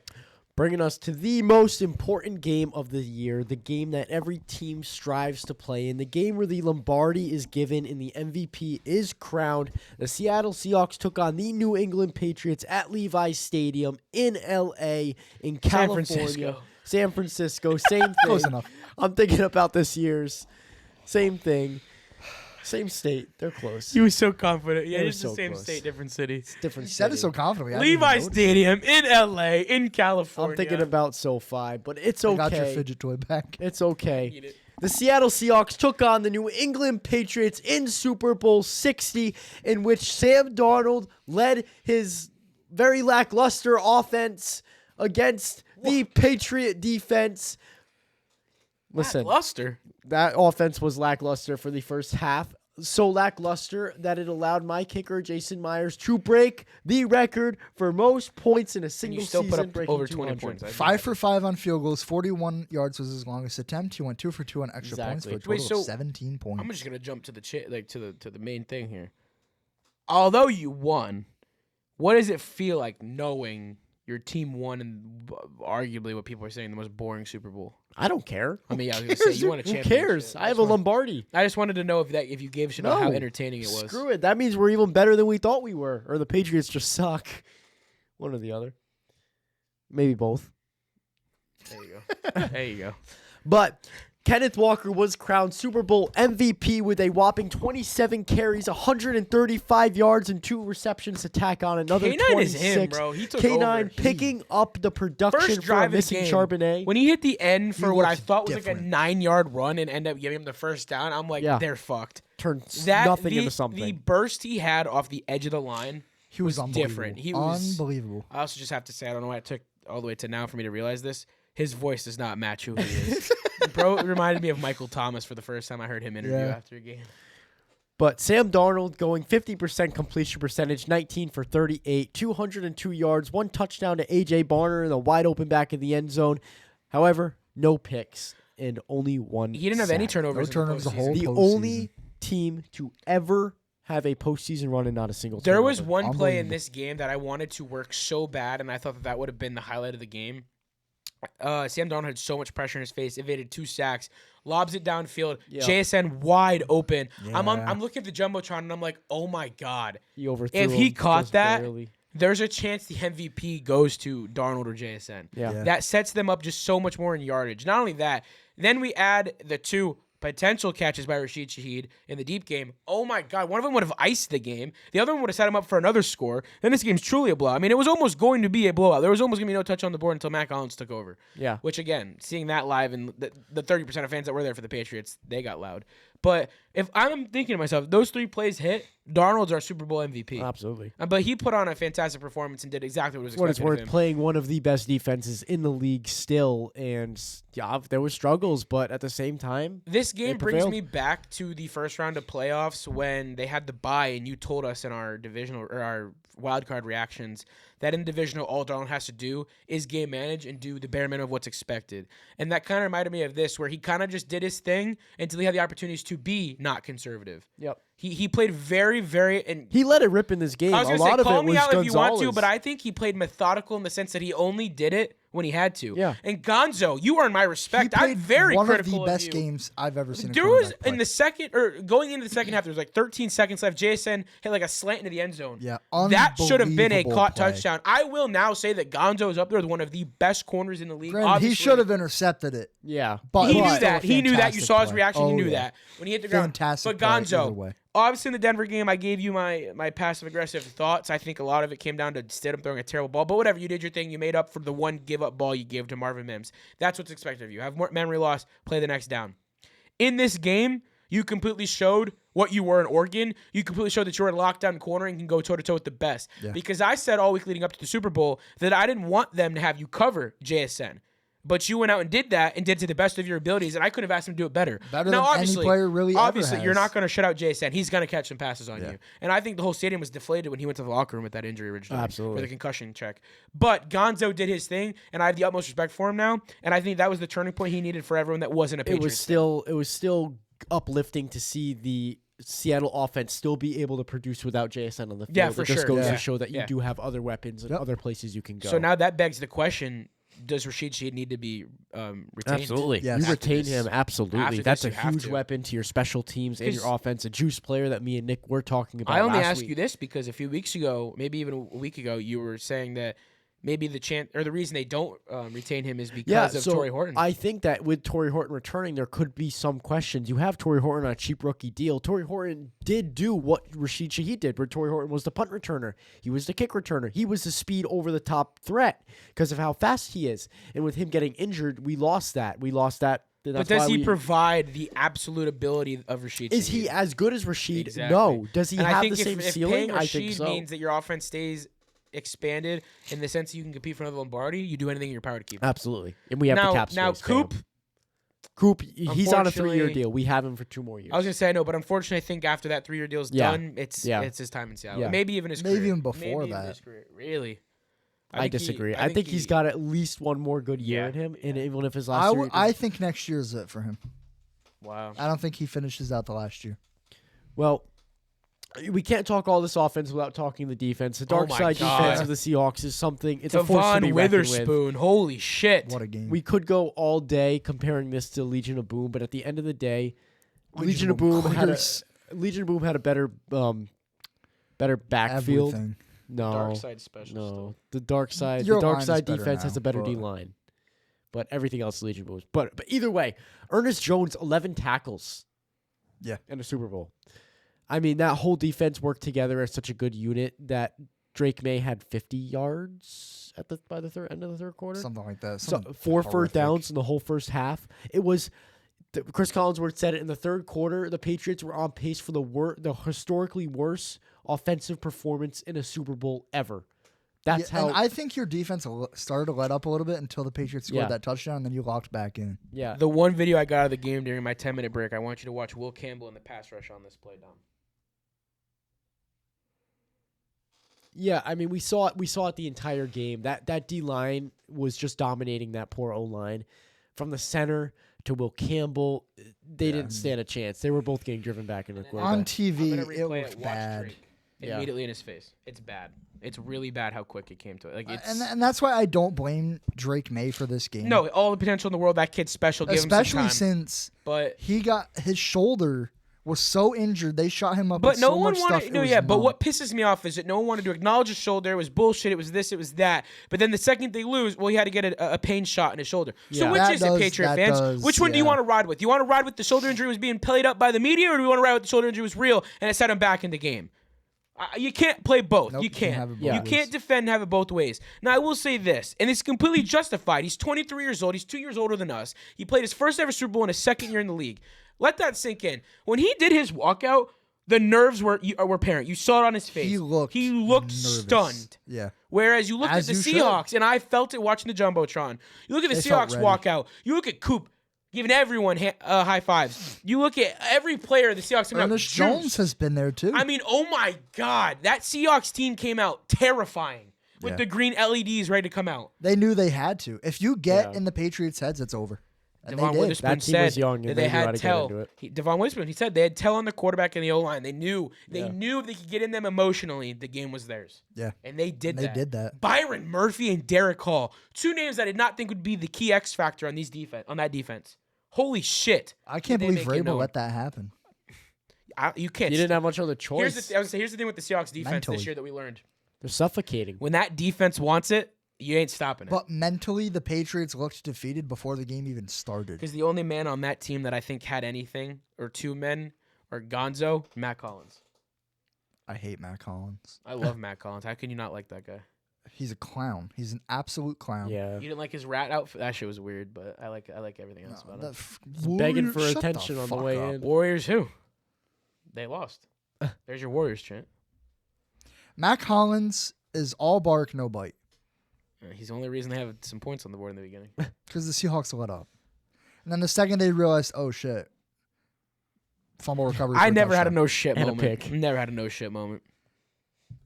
Yeah, that pick was atrocious. I never had a no pick. Straight to Chris Julian Love. Collinsworth didn't know what to say. And Oh, that's when I you just know it's realized I bad. didn't get to witness the Collinsworth Oh Super my Bowl. God. I didn't hear him mention Mahomes once. He didn't.